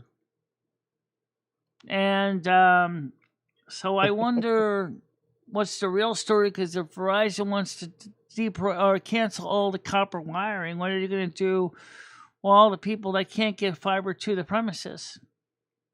I still think that's probably a couple more years down the road. But so I just, unless it's already there as an option, I would just leave that Frontier stuff alone. Honestly, you're getting a pretty good deal for a reliable backup plan. Right, because Anthem is paying $50 for the bill, and I'm paying like $40. Yeah. for the DSL on And the one home phone line. But yeah, like I said, Michelle, I can get you hooked up with the first 3 months at no cost to you. I can get the SIM cards and the modem mailed out to you. And the way it would work basically is that would get mailed out you're to you exactly first. the kind of person that's kind of where I am, but on a much more expansive level. But he said, I have 3 What? phones. One is my Oh. home business phone. One is my online phone. And the third is my gaming phone. Plus, I have 4 phones that I can film with. In other words, you could probably move SIM from one to the other phones to film with them if he wants to upload. Yeah, no. In fact, the people that make the eSIM adapter, I'll link it. It's a JMP chat. That's who I use for my phone service, and I Yeah. have like all 3 lines over with like it's basically like an app service. So once you program But, your eSIM in short, you can just slide it's it my between the different sponsor. phones, as long as it fits in the I SIM holder of your phone. So if you get a nano SIM, the JME adapter is probably a nano SIM. If you use a micro SIM, you just put an adapter on it, and then you slip it into your micro SIM slot. And if you get a full size SIM, you just use the SIM adapter. Then if you got one of the mega SIMs, like for the original StarTax, you just slide the whole SIM card in. It's just kind of awkward, but that's beside the point. But yeah, the eSIM adapter that I'm sending to Michelle is from my sponsor, JMP Chat. So if you do check that out, my referral code's Right. M60. I get phone lines for there. It's $5 a month for the first one, and then $250 for each one after that. It's not cell phone service, but like at that point, like when I have my cell phone service over there, all I have to do is buy the eSIMs, the 5 gigabytes Right, for I understand $11. you don't need to use your Sims to record David S, but for some reason, if you wanted to use one of the other phones because one of your other phones is offline for whatever reason, broken screen, bad Well, no, battery. I'm saying if you want to combine everything into one phone, if that makes any sense. So I can text from all of my numbers on one phone, Yeah. Now, let me ask you another question. That's what I like about it. What was I going to think about? I had another question I was just thinking about. I'll come back to it. For some reason, it just slipped my head for a second. But I guess that's a great question, though. I mean, like, if you have multiple phones, this is where eSIMs was a big deal of improvement versus CDMA 2000.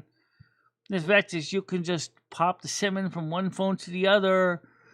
I mean, they do have an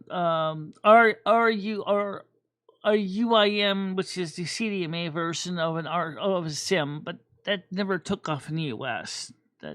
Most people don't know that.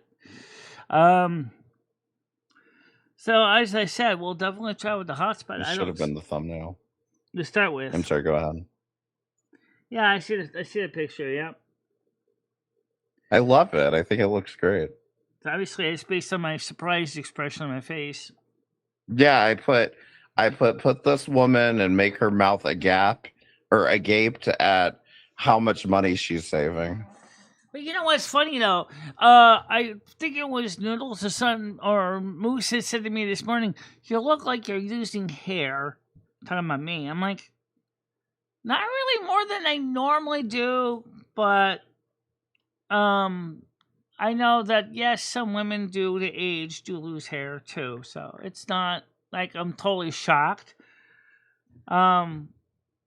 These headphones make me look like I'm losing hair, so I'm gonna take these off so you can see here. So because then you asked me if I had any bangs, and I do.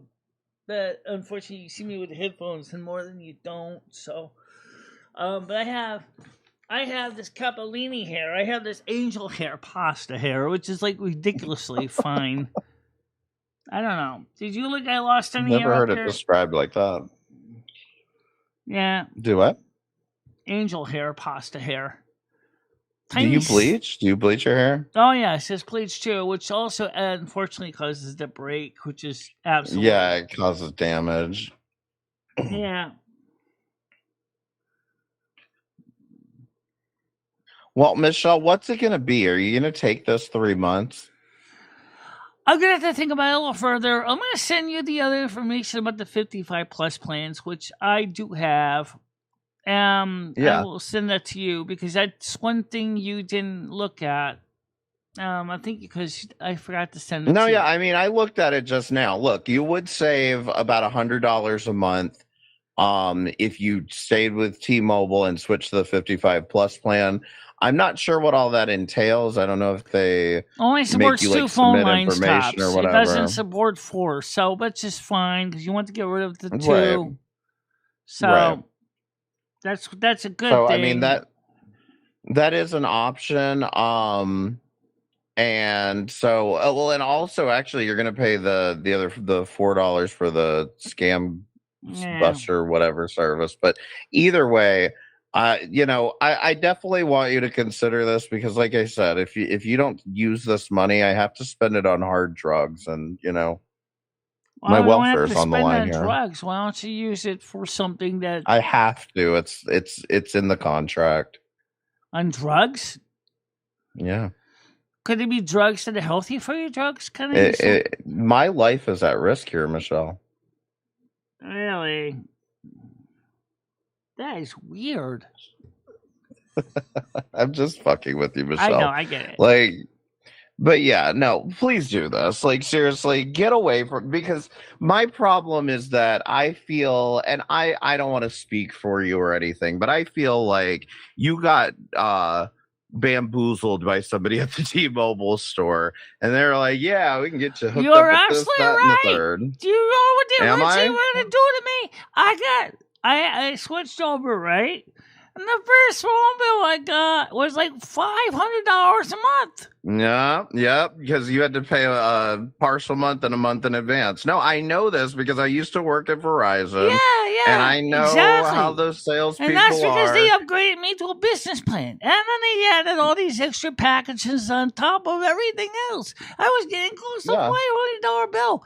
I was like, and what you know the fuck, man? You know what my problem was working with Verizon is that I was doing customer service. People would call me up after they got swindled by the salesperson, and I had to go unravel the whole thing. And I'm over here like I'm a deals person. Like, if you can't tell, like I'm all about getting. I don't pay full price for anything. So like when somebody comes to me with this kind of stuff, I'm like, don't pay full price. What are you, crazy? So, I would always try to help people out with like hooking up with low price plans and shit like that. And my bosses hated me because of that, Yeah, and they always trying to upsell you too. It was like the same thing. Yeah. Oh, let's give you this plan. Oh, let's throw in some T-Mobile internet. Oh, let's throw in some Netflix. Let's throw in. No, I told them if you're not paying me commission for it, I'm going to give them the lowest price they can get. I don't know why you think like I have any incentive to try to hook them up with overpriced bullshit. Yeah. I said I got some kind of this is from David. It's talking about he got a wire kitchen rack from Walmart. He's going to use it as a printer stand. Okay. And I think Tiger Kitty said something earlier about like I need him to help me out with my phone. Listen, I did this for a while, and like if any of y'all want me to look at your phone bills, I'd be happy to. Like I know this industry too well, unfortunately. Now let's talk about something that's also related to wireless, and that is the Starlink bills, because Starlink is coming up with new plans that are a plan now they're being offering is $29 a month. Now, I don't know what the catch is. I'm going to assume that there is definitely a catch. Besides the fact you buy your own dish. Is $29 a month for a Starlink plan really a good? It's in your DMs. You can look it up.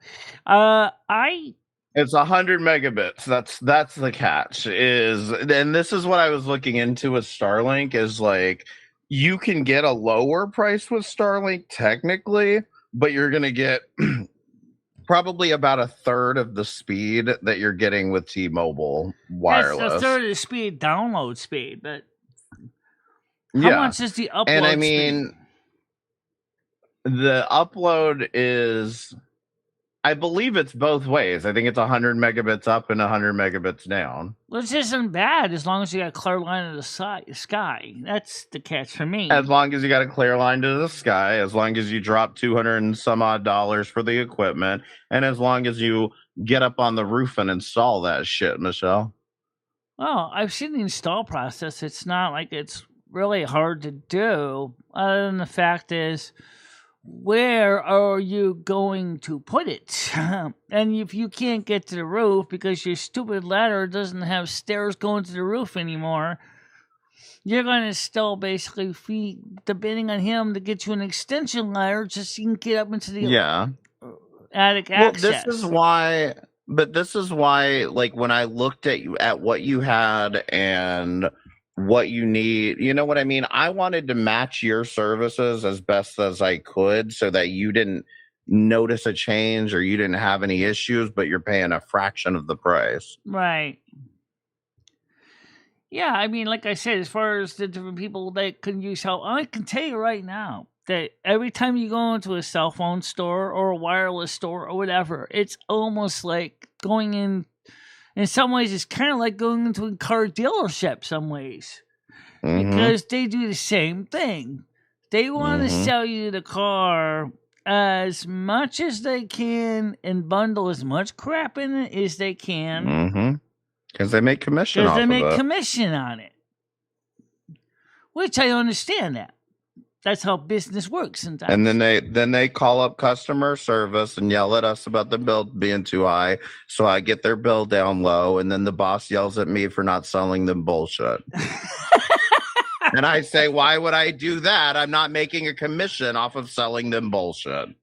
Right. Exactly. It's crazy. I'm telling you, the cell phone companies are crazy. And I just think and that's the thing is, I mean, if you remember, like, 5-10 years ago, T-Mobile was the cheapest by a long shot. And now yes, it they is were, the most expensive. especially with the jump plan under the Legier. He started in 2015 with Jump. And I still got a T-Mobile t-shirt from him, by the way. I got T-Mobile originally when it was Voice Stream. Right. Voice Stream. I had a couple T-Mobile phones that were originally labeled Voice Stream phones. They weren't the smart ones. Yeah, they were Voice Stream branded. The 5190s. Yeah, the Nokia 5190. Yeah, no, they phones. Changed names, I think, in like 2004, so there wasn't really that many smartphones around at the time. Dutchy Telecom bought Voice Stream, yeah. All right, so Michelle, you're taking this 3 months for free offer, right? I'm going to have to think about it a little bit longer. Just give me some time to think.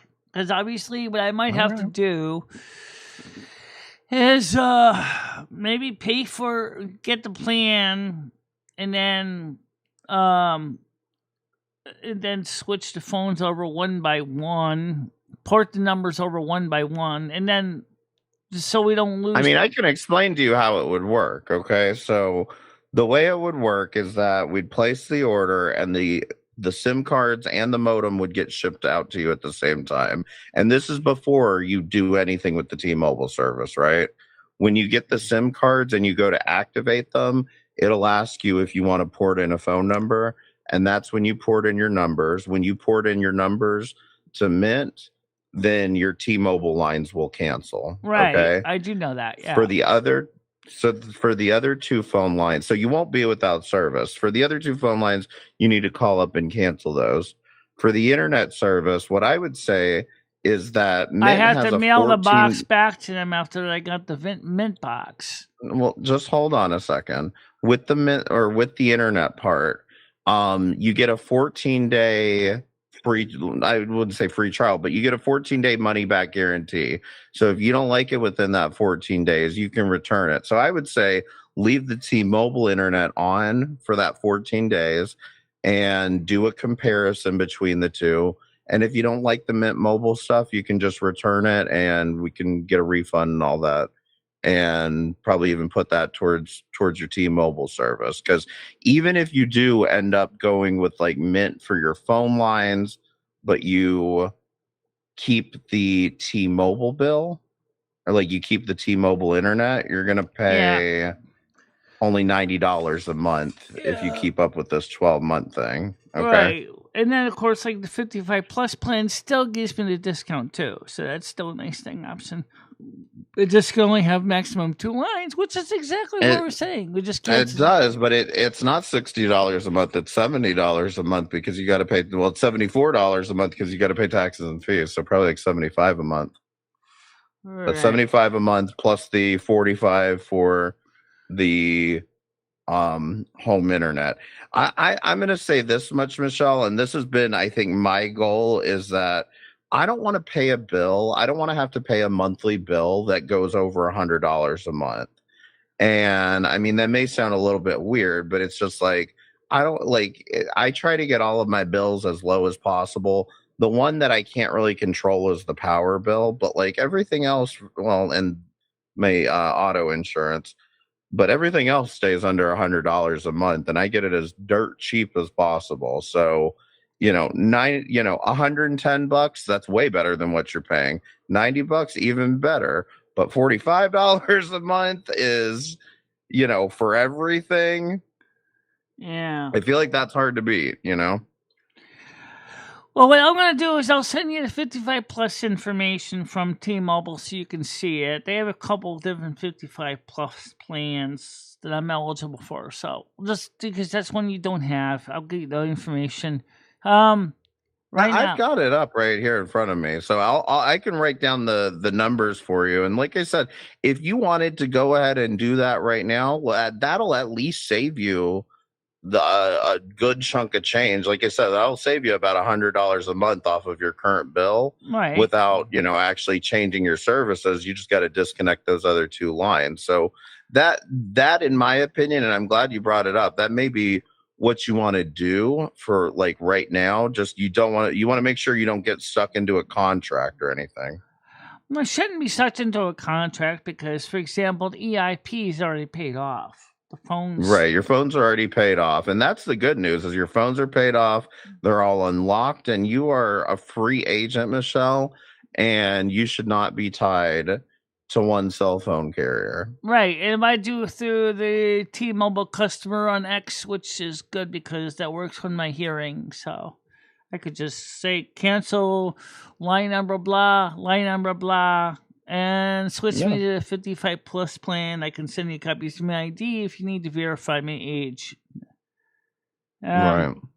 And that probably would me, Michelle, I don't love that, because the one thing I do love about prepaid is like not having to give them real information, Oh, well, I'm not so much worried about giving some companies real information, except credit cards. We already know the T-Mobile's, unfortunately. But you should. They're gonna get hacked, and all your data is gonna get leaked and sold to the Chinese.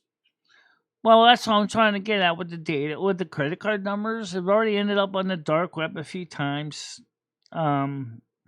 which is really scary when you think about it. When your credit cards get out there on the dark web. Because I hope you got them changed. Yeah, it just scares the hell out of you when you get your creditkarma.com report and you see that your data has been compromised.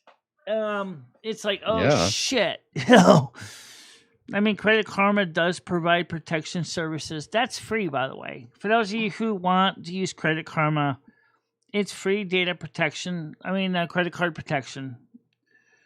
But that's what, like I said, that's why I really like these privacy respected like services where you don't have to deal with your credit. You don't have to deal with it. It's just, you pay as you go. You pay for what you use. You don't have to pay a bill every month. I just think, I genuinely think prepaid would be a great option for you because, like I said, it's an extra if we were to crowdfund it, whatever, or even if you just saved it in 3 months, that's an extra $220 in your pocket every month for an entire year.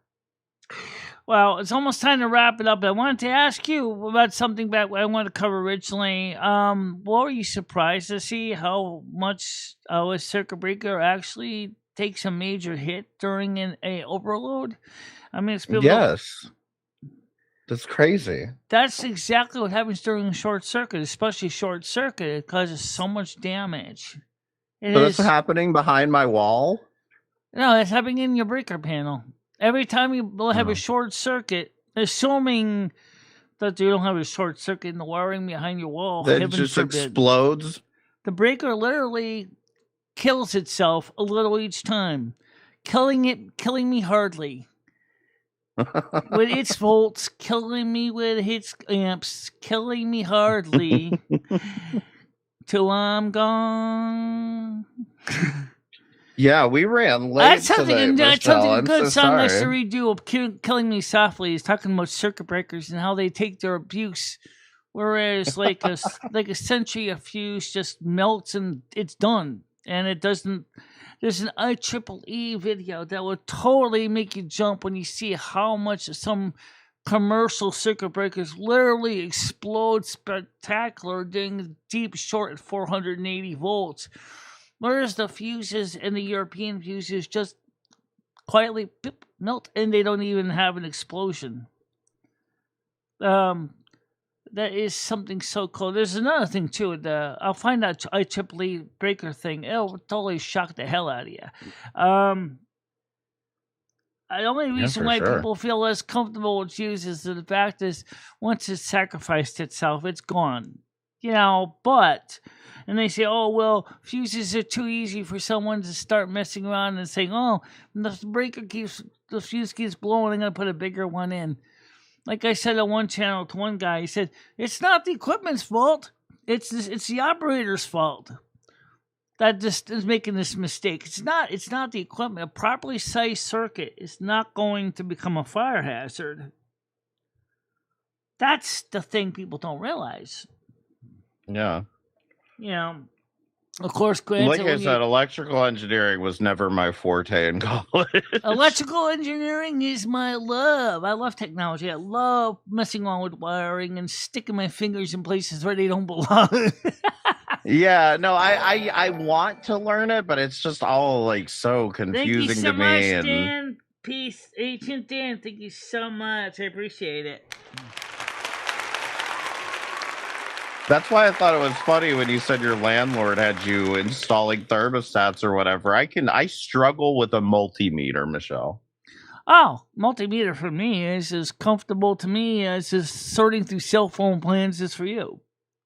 I literally have to look up every time what little setting I put the dial on.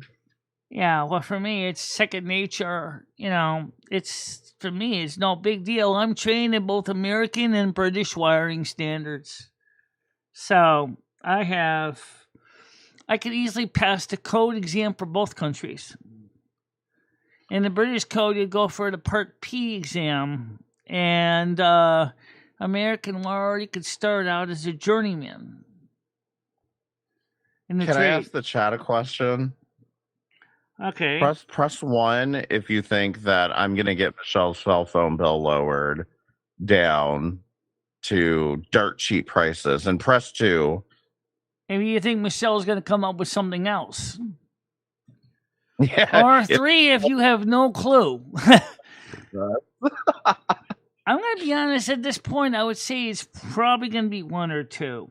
But it's not going to Yeah, it'll definitely be one of the two. I guarantee you that. I don't think it's going to be 0, which is, she changed the zip. I already made some changes. Michelle, I am relentless about couponing, okay? I'm relentless. Oh, you like to save money with coupons. My mother's in coupon club. Oh, yeah. Time. Yeah. Yeah, no, that's what I'm saying. I am relentless when it comes to saving money, when it comes to not paying full price. I love to buy shit, but I just can't make myself pay full price. Well, let's put it this way. Given the way the economy right now in America, a lot of people are feeling the same way.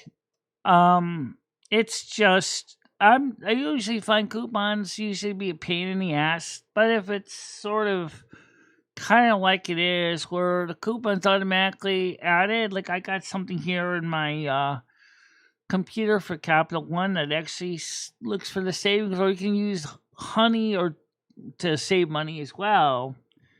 Honey will actually save you money. I think Honey still exists. I don't know if it does anymore, but she will do Starlink.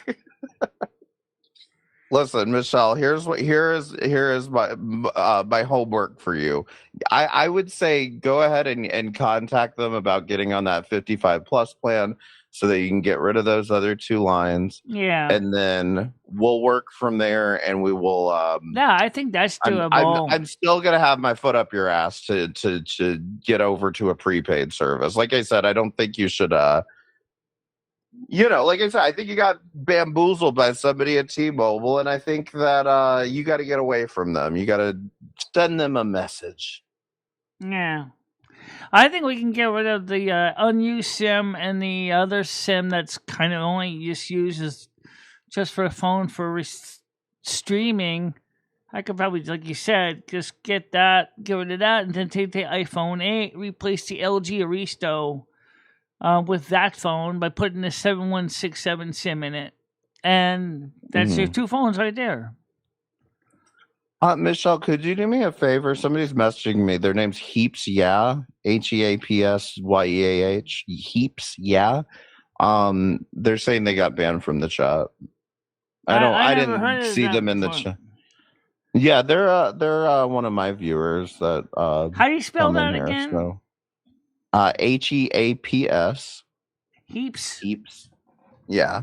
Heaps. And then YEAH. Let me see if I can search for Heaps first. Yeah. And that's another different topic. Heaps. That could have been because who is probably kicking people out. Remember that? Yeah. Maybe. But yeah, no, I mean, listen, I've already got I got $27 already knocked off this bill. So, All let's see if I can get another 70 out of here. Let's see if I can find this Heaps person. Yeah. So blocked words, no. Blocked users. User management.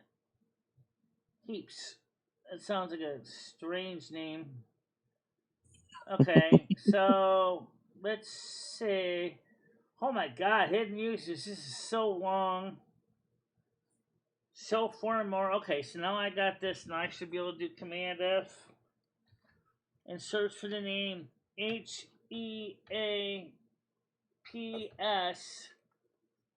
All right, I found it. All right, yeah, unblock them. Yeah, okay, I see them. Okay, they're unblocked now. Okay, type something in the chat, Heaps, yeah. Okay. He's a nice guy. Okay. And maybe what I'll do is I'll send you a list of the viewers, and you can help me and Tiger determine who's the real deal, who's the fakes, and because we don't know everybody else, because we know the witch throw a lot of people out in the street, and that's why reason I was thinking about basically blowing the whole list away and just saying start over from scratch. But Tiger's like, I don't want to go through that. I'm like, I understand that, but some of these people... but if you do that, I get to ban her again. Yeah. But no, yeah, I don't blame you, because it is a lot of people to it sounds like you have a very long block list. I have a very, very long list. Very there long. He is. Yeah, and he's a member. Who blocked a member? Oh, he's unblocked now, so he should be able to... We need that to pay for the new Mint Mobile bill, okay? Okay. Yeah, how you doing? Welcome to the show, by the way. Heaps, how you doing? Welcome to the show today. Sorry about that. I think you must have been blocked from, by the witch. Must have blocked you by mistake. So... we will mod you after we hang out for a while and we get to know you better. So, yeah, he's a nice guy. He's from Australia. You'll like him. Now, by the way, let's talk about that. Let's talk about, because this always comes up. Do you think people will stop donating to the channel because they think I'm a grifter? Or do you think? I think that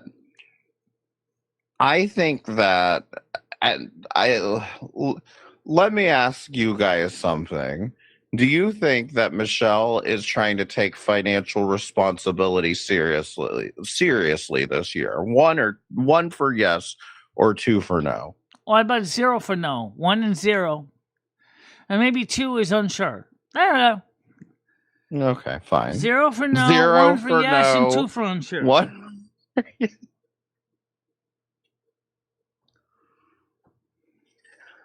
No, I think the fact is, Michelle, I think that if people see that you are I mean, at least making an attempt. What I used to do is I would have shows where all I did was just took the whole entire budget and just dumped it on the show, almost like a report every month, where we would talk about the monthly earnings, showing where the money was spent for, what was paying for what.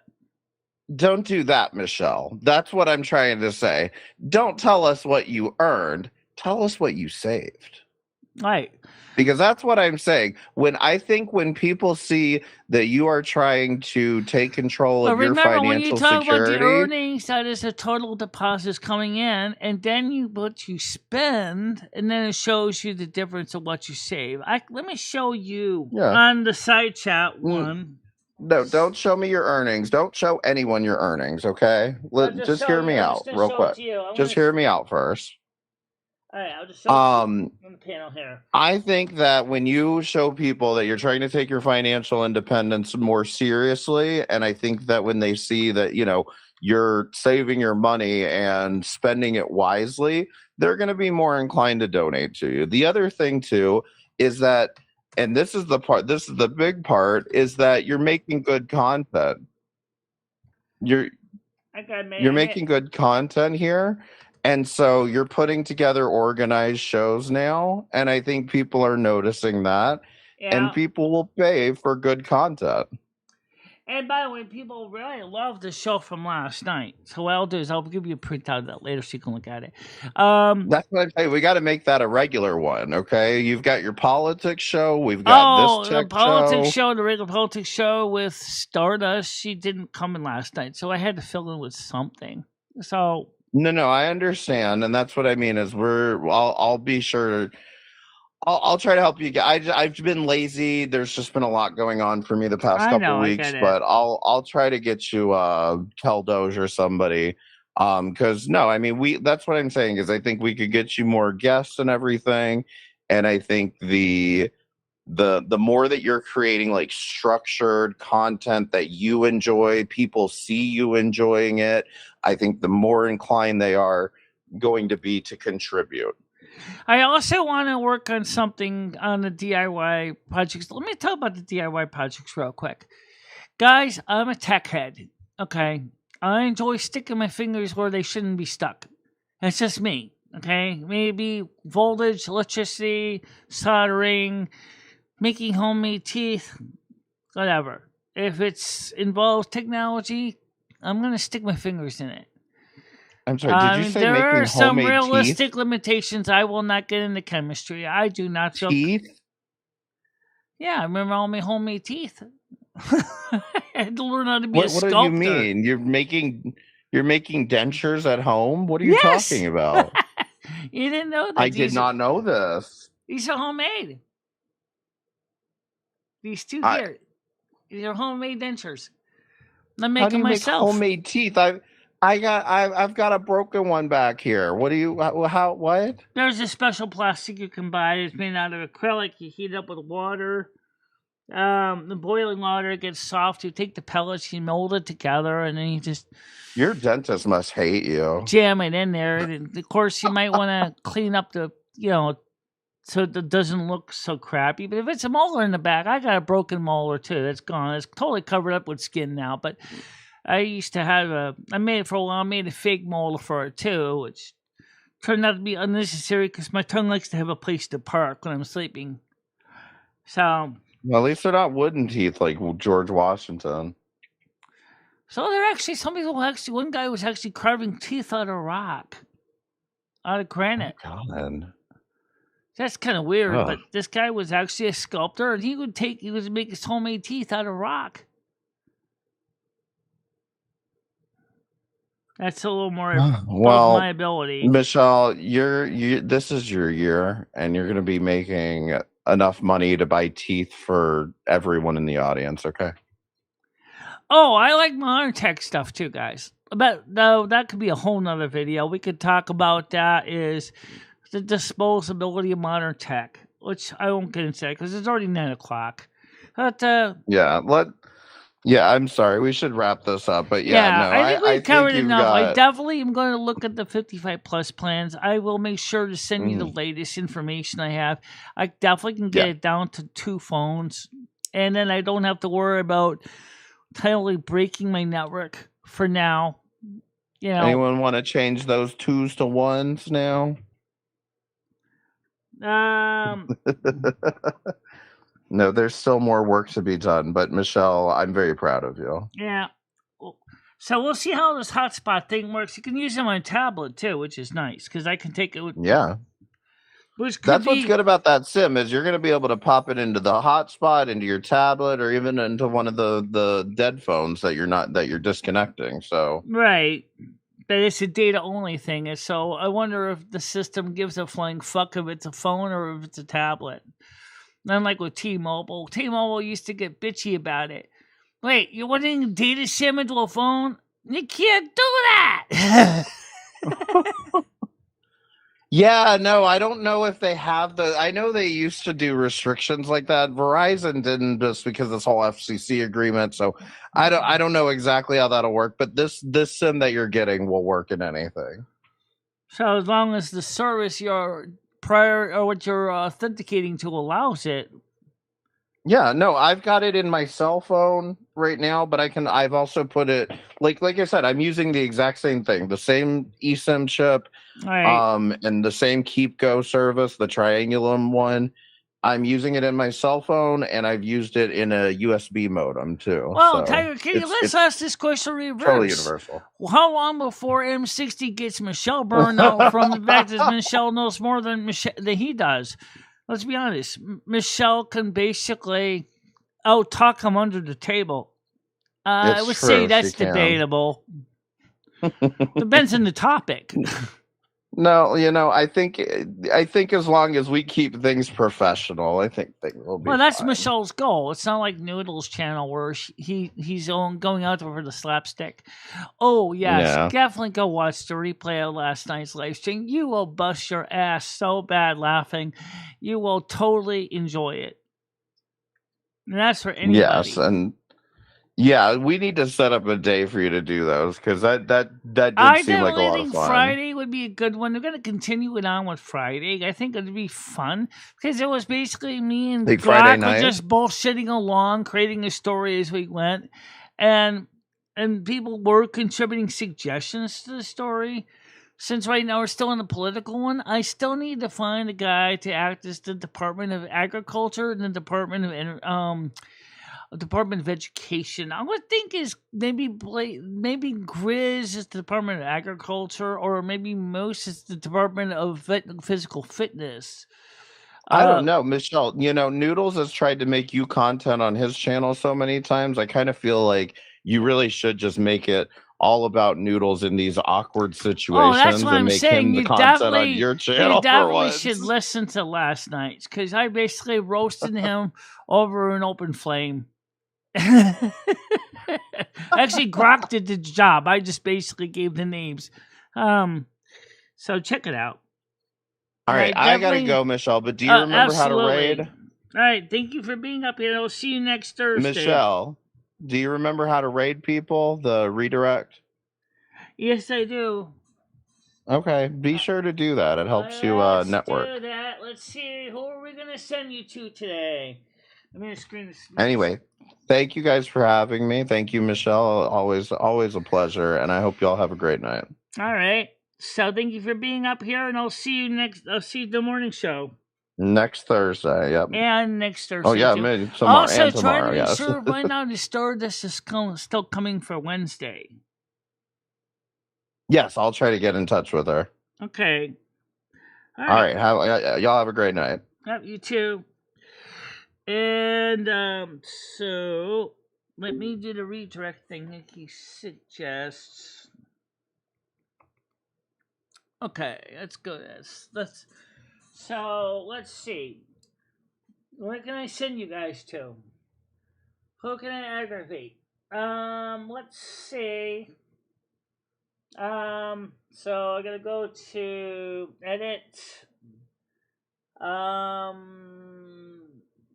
Customization. Redirect to. Let's figure out where to send you guys to.